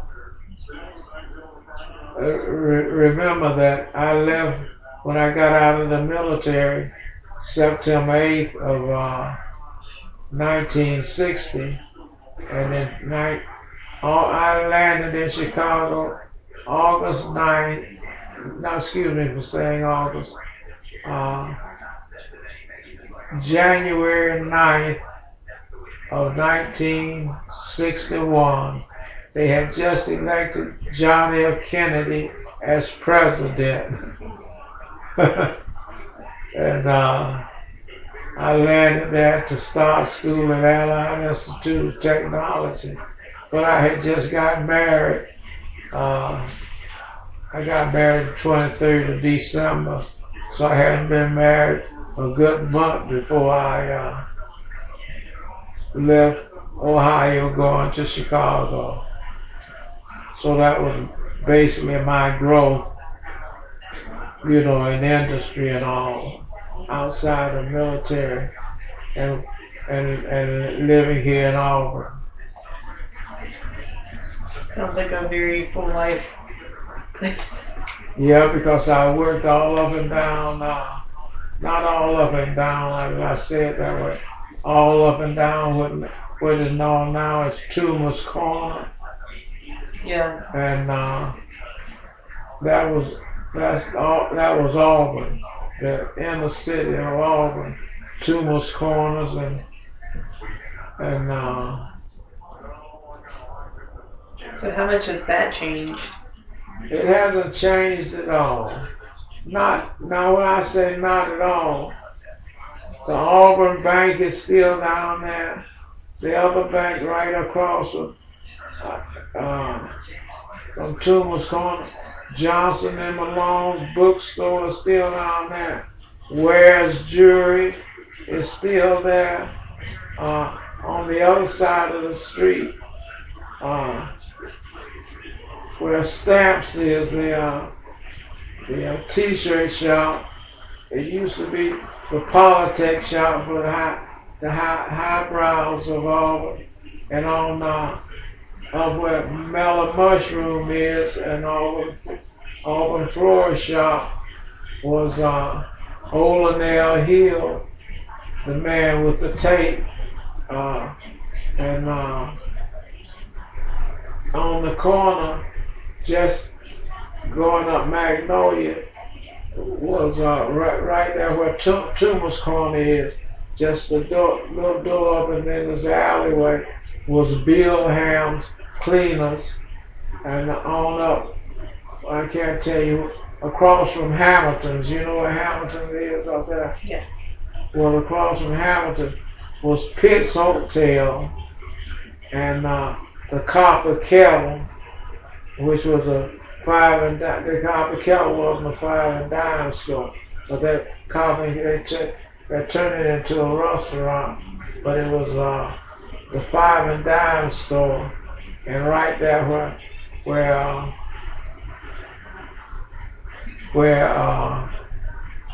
Hamilton's was Parker's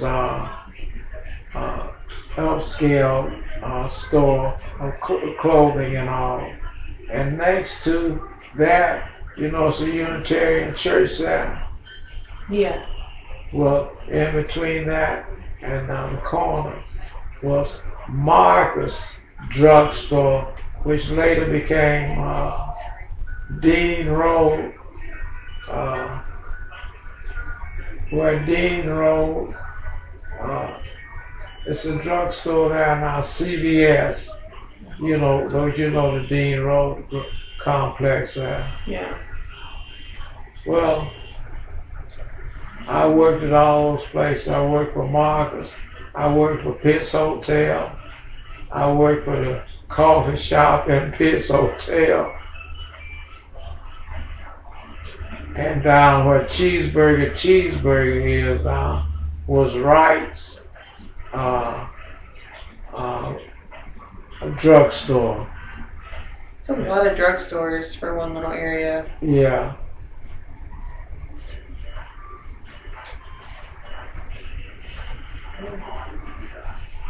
And then you're exactly right. It was Tumors on the corner. From a couple of doors up from Tumors was Lipscomb's drugstore. That's about where the Melon Mushroom sits now. Yeah, they still have that the thing on the ground. It's like a Marcus and Lipscomb drugstore. Yeah. Okay. And then I sold Mr. Lipscomb his crickets to go fishing on Wednesday afternoon for a penny a piece. That was crickets for a penny a piece. Huh? Crickets for a penny a piece. Right. I have to pay 15 cents a piece now. Yeah, that was my first independent enterprise. Me and my friend Jimmy Smith, we would catch 100 crickets a day, and there was another man back there. He had the bicycle shop that sold the hot dogs. Just as you pass Lipscomb drugstore, he would buy crickets from us, and then we would go into businesses and ask them. Wednesday half a day was an off day for white folks. They closed the business down at Wednesday at 12 o'clock and go fishing, So that was our big business. I could make $1 and go ride the bus from Auburn to Opelika and go to the theater and ride the bus back home when we didn't walk up. Sometimes we walk up the railroad track to 7 miles to Opelika, And so that was my first enterprise, selling crickets. We didn't sell the earthworms. Earthworms wasn't a thing then. People could go out in the backyard and dig earthworms with ease. They just turn over a couple of shells and get them 56 earthworms for fishing, But we didn't fish with crickets. We fished with earthworms. The black community did, but the white community fished with crickets. But from Toomer's Corner down to what is Cheeseburger was all the main area of downtown Auburn.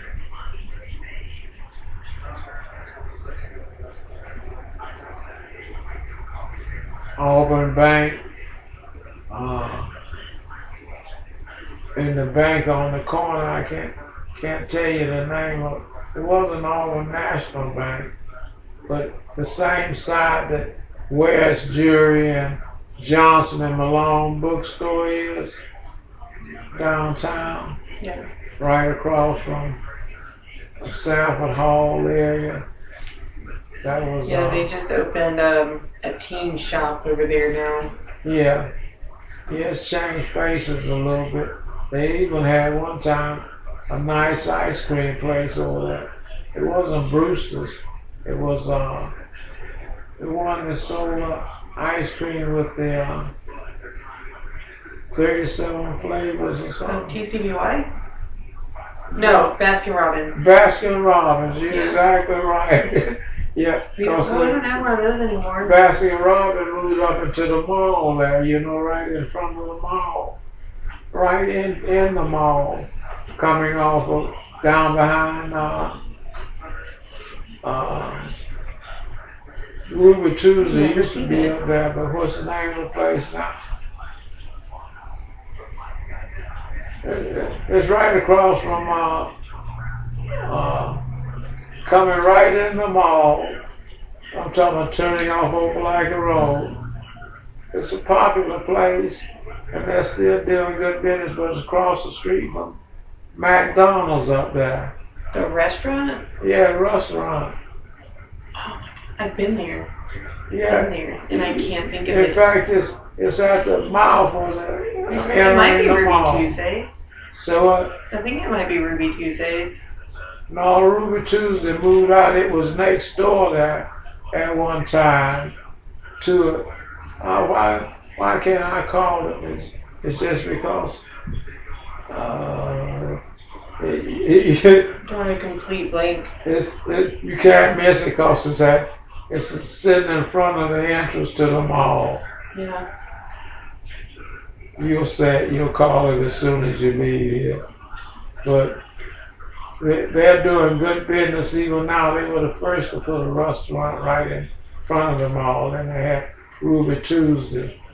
And Ruby Tuesday changed to something else, but it's not. They got the donut place there now. The Krispy Kreme. Krispy Kreme right in that area. You know, it's another restaurant shop in between there. Yeah, the only one that I've noticed or that generally wasn't doing well was it was called Hothead Burrito. Now it's Barbaritos. That's one of their new places. Yeah, but anyway, I've enjoyed talking too much, but I've enjoyed listening. It surprises me how much people remember about the past, honestly, because I can barely remember stuff from high school, and that wasn't that long ago. yeah.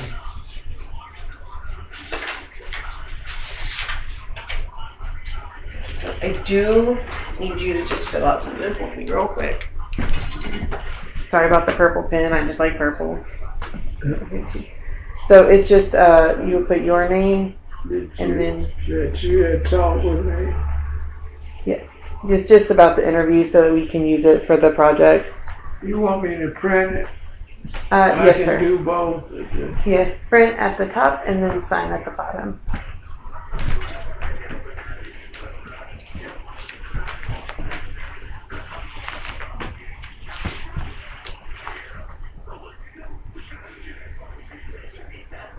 That R stands for Roger.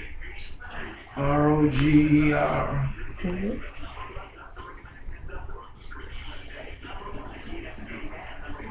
Is this a part of your, and what you refer to as the bottom down here? Oh, right. Down here, the second bottom line, Put your finger on it for me. right there. Right here. Yep. And this just is asking that we can use your interview for the purposes of our project. Okay. And what is your project? So we're working with the NAACP on their oral history project of Auburn and Opelika. So everything that we do is going to the NAACP branch. The NAACP? Yes. Oh, okay. I didn't know.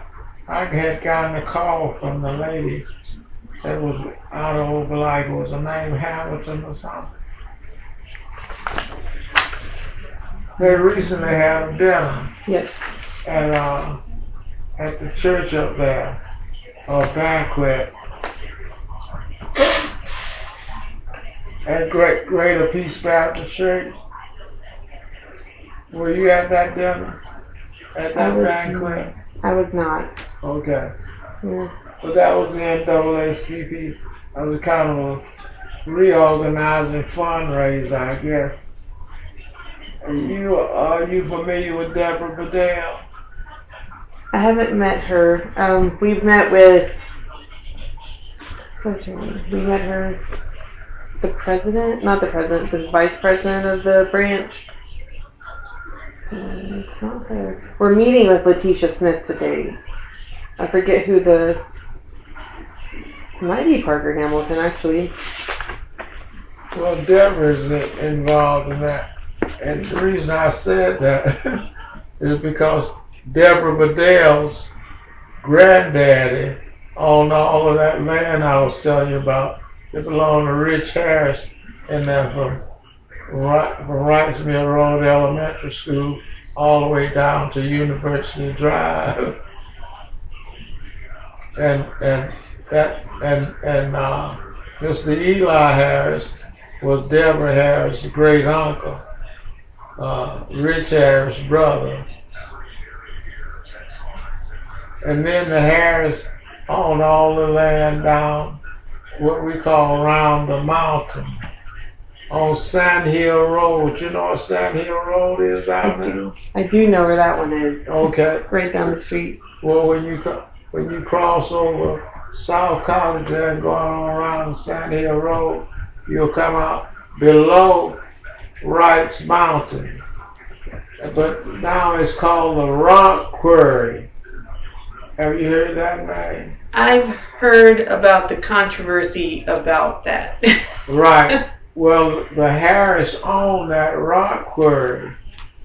When I say they owned it, they owned that farmland that was so rocky they couldn't farm on it hardly. And it turned out to be the richest land in the southeast or southwest. Because of the rocks? Huh? Because of the rocks? Because of the rocks. Okay. Yeah, all the rocks. We call it around the mountain. Because that mountain was called Wright's Mountain. But that whole area down there on the rich land, not rich land, but the Harris land. And I'm saying rich, but Mr. Rich Harris and his brother and his other siblings, they all grew up down there.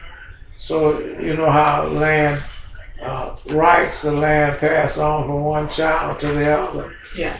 And Deborah's Mr. Rich, along with them in here, getting once it became the rock quarry and the contracts they signed, they're still getting royalties out of that mountain. Well, that's nice. All that come down there, and so they become somewhat the wealthiest black family in all, but because the land that they had bought to farm on, they couldn't. It was too rocky to farm on. That's a hell of a note, ain't it? We all wish we could get that lucky. Yeah, they couldn't farm on it, and it turned out to be the richest spot in the south. I don't know whether we're in the southeast. I guess we'll call this area the southeast part of Alabama. Yeah. Well, I sure appreciate the time that we spent together here talking with you. My son Malcolm, there's not a picture of him here, but he's my second son. You might have met him. He was going out. Well, Yeah, I talked to him. yeah. He retired from Georgia State University. He taught molecular science at Georgia State University for 20 years. And I'm not good at science. yeah. Commend anyone that is. It's so difficult for me. Okay. Well, I've got That must be him. I got four sons and 3 daughters. All of them grown. My youngest daughter is 45 years old, so you, how old are you now? I'm 38. See? Yeah. So I had stopped making babies then. Hey, son. Hey, Dad, how are you? I'm doing great. This is Lori, I'm Malcolm. Hi. Hi. Nice to meet you. He was just talking about you. Oh, was it? Yeah. yeah. What was So up? Lori, it's nice talking with you. And if there's anything else that you would like to know about that I could possibly know, about, I'll be happy to tell you. All right, I'll give you a call if I need to. If you think of anything else, you can always call me. Yeah, I will tell you this though. As you go out the door, I'll show you. We always refer to this area. This area, you know, when you come in here, it's a little hill up there. Yeah. And the road split. Well, we always call that the top of the hill. But that's why my grandfather farmed on that side of the road, all the way down to through here, and all the way over to across the expressway, over to on the other side. It's called Southview Drive. And of course, when they put the expressway through that, they split the land up, and it made it. He could not farm anymore, because when they put the expressway through that, half of the land was on the other side of the expressway, and half of it was on this side of the expressway. Now the road right here, divided on the other side of the road, was all our property. And then and on this side of the road was another family. They were both Eccles families, but they weren't any kin. It's almost like two William families living beside each other. There's no kin, you know. But they were friends and farmers. This area right here belonged to Preston Acres that we're sitting on here. This used to be his cornfield, and everything going back this way to where you're coming down Wright's Mill Road there. Mr. Preston farmed over there and up on the top of the hill. And on this side, my granddad had farmed all the way from the top of the hill up there back across the expressway before they split it up. And it just took away his livelihood, you know. But anyway,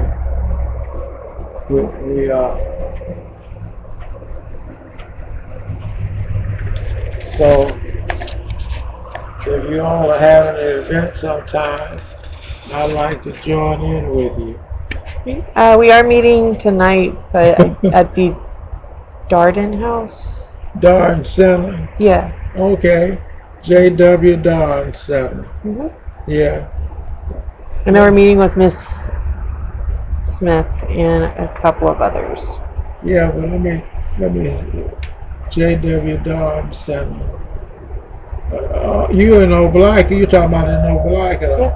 At his house, the old house that was just, yeah, it's the school was up there too, on South 4th Street.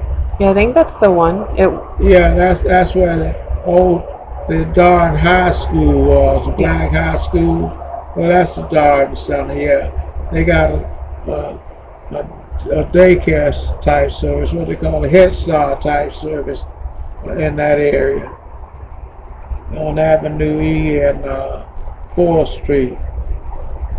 But Dr. Darden's house is actually sit on Auburn Street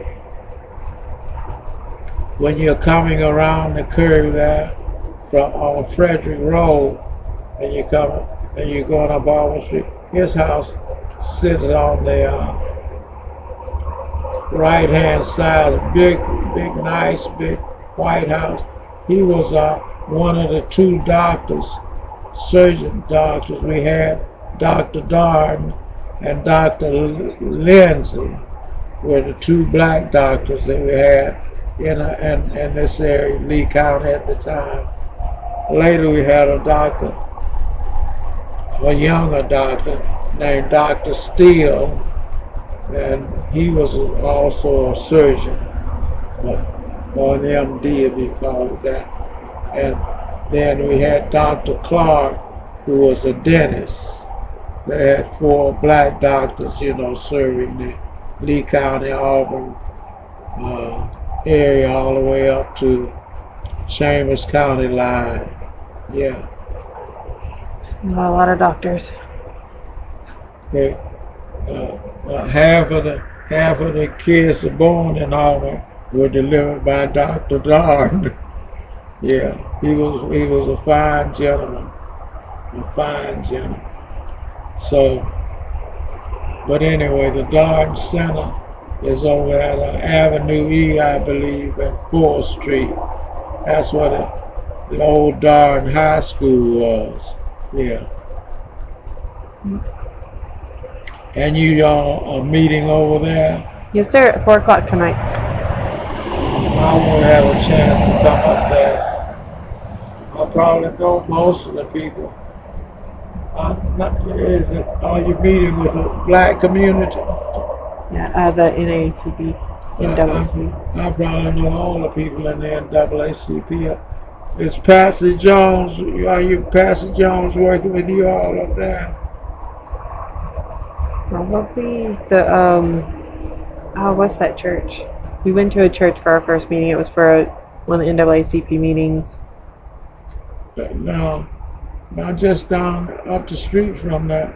That's where Greater Peace is that big church that they got there, where they had the banquet a few weeks back. Yeah, it wasn't a very big church. Okay. But I think Pastor Jones is. There's a church on the corner there. Oh, is it the church sitting up on the hill? Yeah, a little bit. It's the Methodist church. Yes. That's 6th Street and the Columbus Parkway. Sounds familiar. You're right. It's when you come off of Harris Funeral Home is around the corner from there. Really across the street. But I can't call the name of the church now. But I know the church so well. I think Mount Zion. That's not right though. I always want to say Mount Zion, but that's not right. It's a Methodist church though. Yeah. And Methodist churches are always named Mount something, Mount Zion like that. But I want to call the preacher's name and everything. He was a prominent pastor in this area. Of course, he's gone on to a greater resting place, but he was well thought of, well thought of and recognized. It was at 6th Street.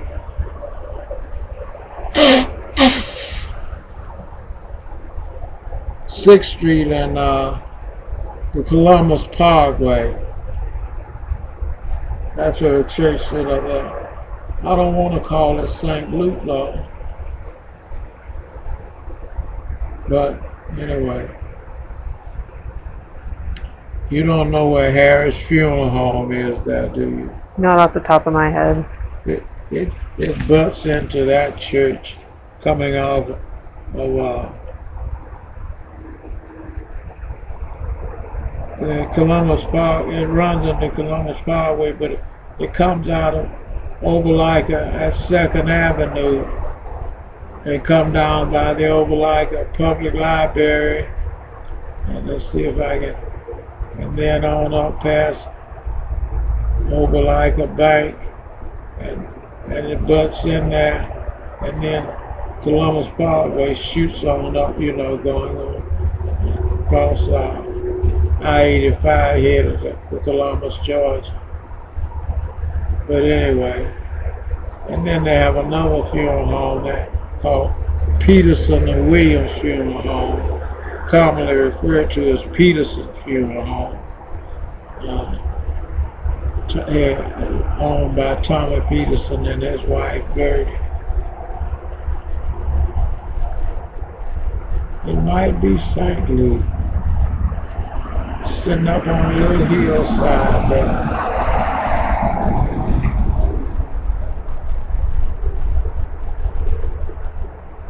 Well, thank you, Lori. Thank you.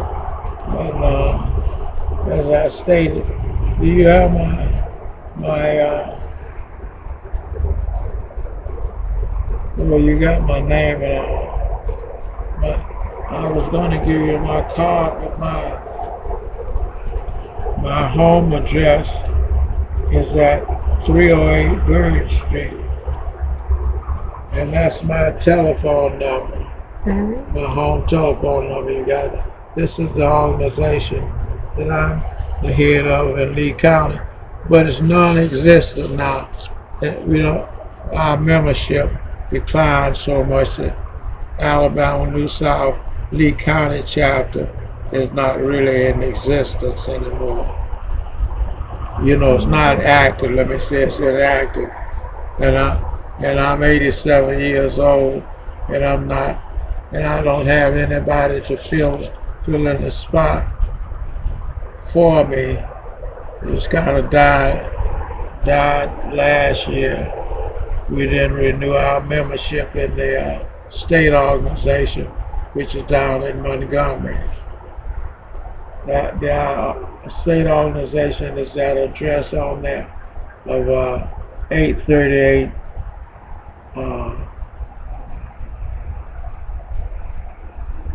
I can't call the street now. South Court. Court Street, right.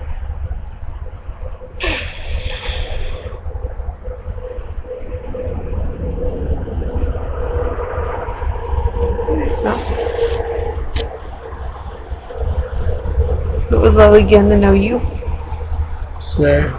It's lovely getting to know you. Well, I'm I'll pass that around. happy to know you too, and I can't mention anybody's name. You mentioned somebody's name that's involved with NAACP in Auburn area. I believe Opelika, but we have we were given a list of names. I do have, there's, for the Auburn one, Bernice, I can't begin to pronounce the last name, and I try not to butcher people's names. Well, there's also Jeanette Caesar, Ralph Foster. Ralph is a classmate of mine. He lives on the corner of Foster Street and Highway 14, and Highway 14 is the same as Martin Luther King. And of course I told you that Ralph lives on the corner of Foster Street all the way down to where Bedell Street is, where they butt in there, and Sam Harris Park sit right in that intersection.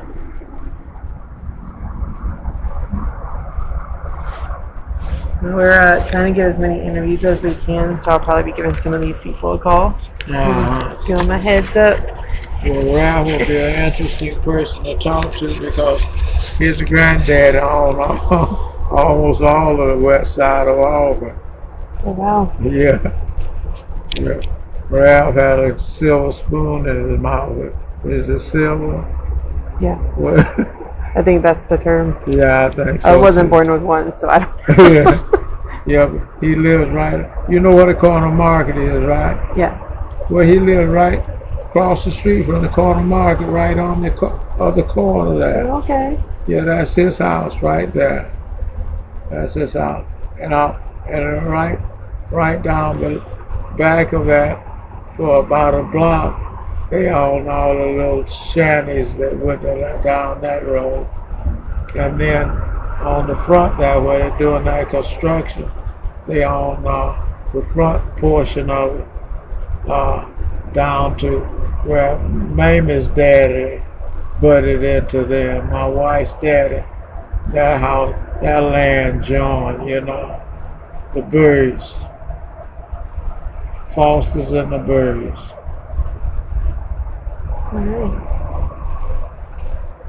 Well, thank you for coming. Thank you for talking to me. And how old is your daughter now? 10 years old? I have an 11-year-old and a 12-year-old. 11 and 12-year-old. And, well, who's going to Ogletree School?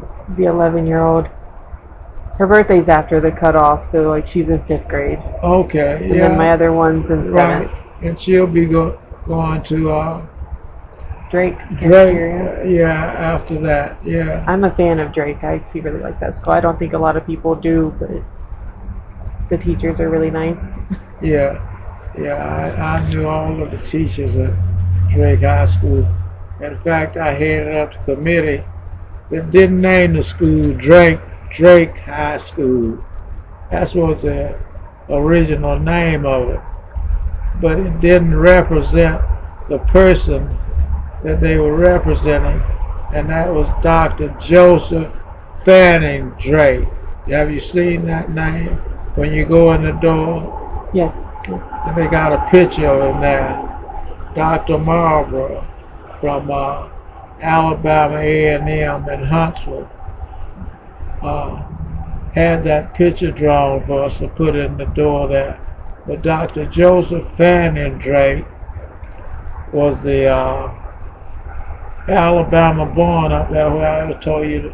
I don't know whether he's born exactly where that water tower up there at the goalpost, but they own that land right in that corner there, and then they own the land up on Opelika Road, right across from the Harper's land, and a block or so up, less than a block up on up from Byron's Barbecue on the opposite side of where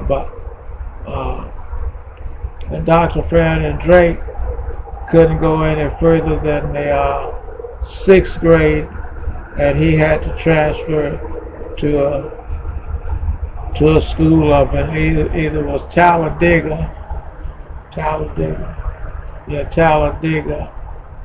that's where, and to get his no, we didn't have a school that went beyond the 6th grade, so for him to get a high school education, and in 19 I can't tell you. I can tell you, but I'm trying to think of whether it was 1979 when we renamed the school from Drake High School to Joseph Fanning Drake High School to include his whole name. And it wasn't like it was a confusion between Drake Avenue over there running across Sanders Street and Opelika Road, but it was to clear that it was named, the school was named after Joseph Fanning Drake and not Drake Avenue, you know. Yeah, I just kind of assumed the street was named after the same person the school was. But then again, I went to a school that was named after the man who gave the land to the school. So Say what? I went to a high school where we called it Bartlett High School when I was there, but it was actually Nicholas Blackwell High School. It was weird. In Memphis? Yeah. Okay. Well, but that was important. We had a ceremony for that, and Dr. Marlborough and his secretary, his administration came down to Drake, which is now called a middle school, and brought us that color portrait of Dr. Fanning Drake, and Dr. Fanning Drake's wife came down. She was blind, but she came down to be a part of that ceremony. In fact, I've got the newspaper clipping in my case in there now. So it's an interesting history because he was not able to complete his high school education here in Auburn, but over on Fraser Street that I was telling you about, as far as it went to the 6th grade, and he had to go from there to Talladega to finish high school, and on from there, you know. He came back and was the president of Alabama A&M in Huntsville. But I think either 26 years to his death. I'm not quite sure which came first, but he was the first president. I think of Alabama A&M in Huntsville. Yes. I give you a little history on Drake School over there. Probably more than my daughter went. If you didn't already have that, you know. I didn't. I knew that it was named after a person. That was about it. Yeah. His brother, and strangely enough, his brother was named Hodge Drake. And his brother worked at the barbershop next to Toomer's drugstore, which is probably still there on College and Magnolia, and he shined shoes there. But he was Auburn's favorite person, but he was also kind of a buffoon for Auburn. And what the college students would do is have him march down the street of College Street, and they get him drunk, and he'd march down the street, and he was peg-legged in front of the band, you know. But his name was Hodge Drake. They were a prosperous family. They had land right there where I was telling you about at Pitt Street and Overliker Road, and Hodge Drake's son and Dr. Fannin Drake's nephew all got upper educations, but Hodge Drake just turned out to be, he was beloved by the Auburn students and all, but he was a black man who could only be loved so much, you know. Yeah. You'll get some history on that as it goes. But he shined the shoes for the college students and all right there at the store next to Pitt's Hotel, not Pitt's Hotel, next to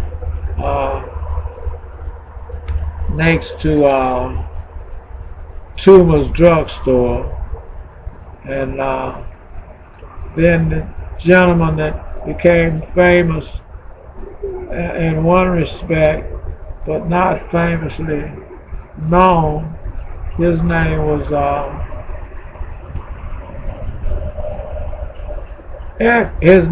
Eccles.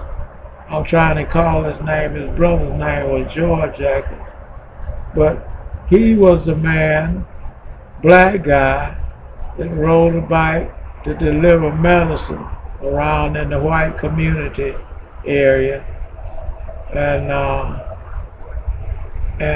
he was famous for making the tea at Toomer's Corner. Good tea too. Yeah, that's right. It's his formula, and he lives right off of Martin Luther King down there, but he's deceased now.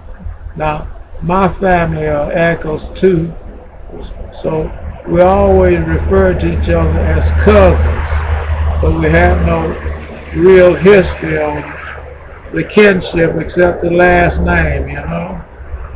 We call it out. In fact, the man that lived on this side of the road here was named Preston Eccles.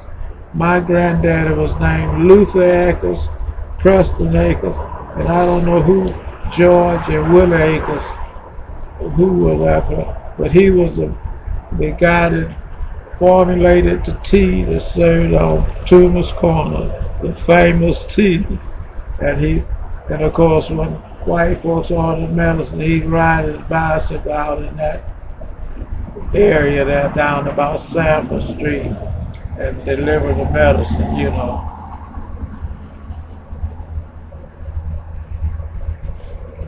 Sounds like quite a job there.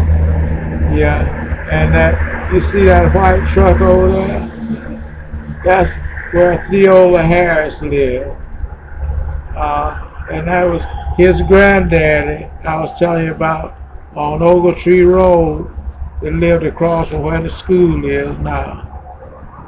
Right there, I was telling you about in the old farmhouse, Yeah. and where Clara family lived, and Bo Jackson. They live all live on the same side. So when you go down to pick up your daughter, you drive just a half a block or so. Oh, I am. Now I need to see Yeah, myself. I didn't know Bo Jackson was you'll building see a house. his house, his beautiful castle type house. But just before you get to it, is the old farmhouse, and then Clara Finley's them house, which is just a little four-room house, about like the old living, one like that one right over there. That's about the size of the houses that blacks had at that time. A living room, kitchen, and 2 bedrooms. And Thee's house is basically the same. It's the same as this house right here. But that was the style of most black folks' houses. Now, the house next door belonged to a gentleman named Leonard Reese, and he was a carpenter. And he bought that land and built a bigger house, but it's probably still only four bedrooms in it. You might have a dining room in there. I've never been in that house, but that's we were members of the same church. When I said members, he was members of the church as a deacon, but I'm saying we were all members of Mount Moriah Church down just before you get to Shell Tuma Parkway. And it's like right down the street. Yeah, down the street where you get to Shell Tuma Parkway, and the entrance to Chihuahua Park. The church will be on the left-hand side going down, and the cemetery will be there. And they had another church over on Tree Road, where you go up to Hamilton and Moores Mill Road. You turn right going to Society Hill, but just up a little ways, it's called Green Chapel Baptist Church. That's the Black Baptist Church. And then the other one sits on the hill going down Highway 29 or down South College, called Mount Vernon. I don't know whether you've ever seen that one or not, but that's where Sand Hill Road is, down there.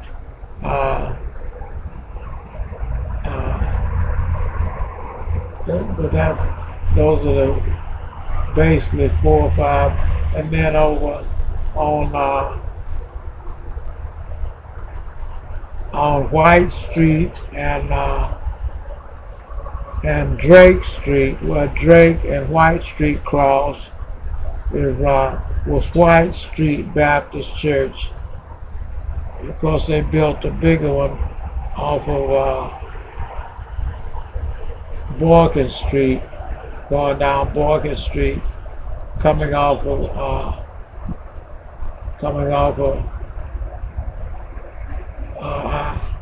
I hesitate because I was about to say Lochapoka Road, but I'm thinking of Martin Luther King Drive, driving beside the Borkin Street Center, going on up, is back behind the Borkin Street Center down there is White Street Super Church that they built, Yeah.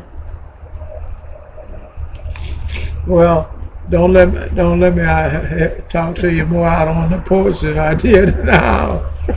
But anyway, I'm happy to meet you, Lori. You too. And if I can join you all in anything that's beneficial to the Auburn community, I'm interested in being a part of it. All right, I'll keep you up to date on anything that we do. Okay. Thank Okay, you. cause you're familiar with Camp Hill and my place up there I on on the corner of Holly Avenue and Main Street. Yeah, actually, if you don't mind, Dr. Aber is still working on a project with Camp Hill. Could he contact you about it? Oh yes, I'll be happy to talk with him. All right, thank you. I just want to make sure before I handed you off to him because Okay. they're going back to DC to try and get Take some care, historical maybe marker stuff. one day soon I get a chance to meet your children. Yeah. Yeah.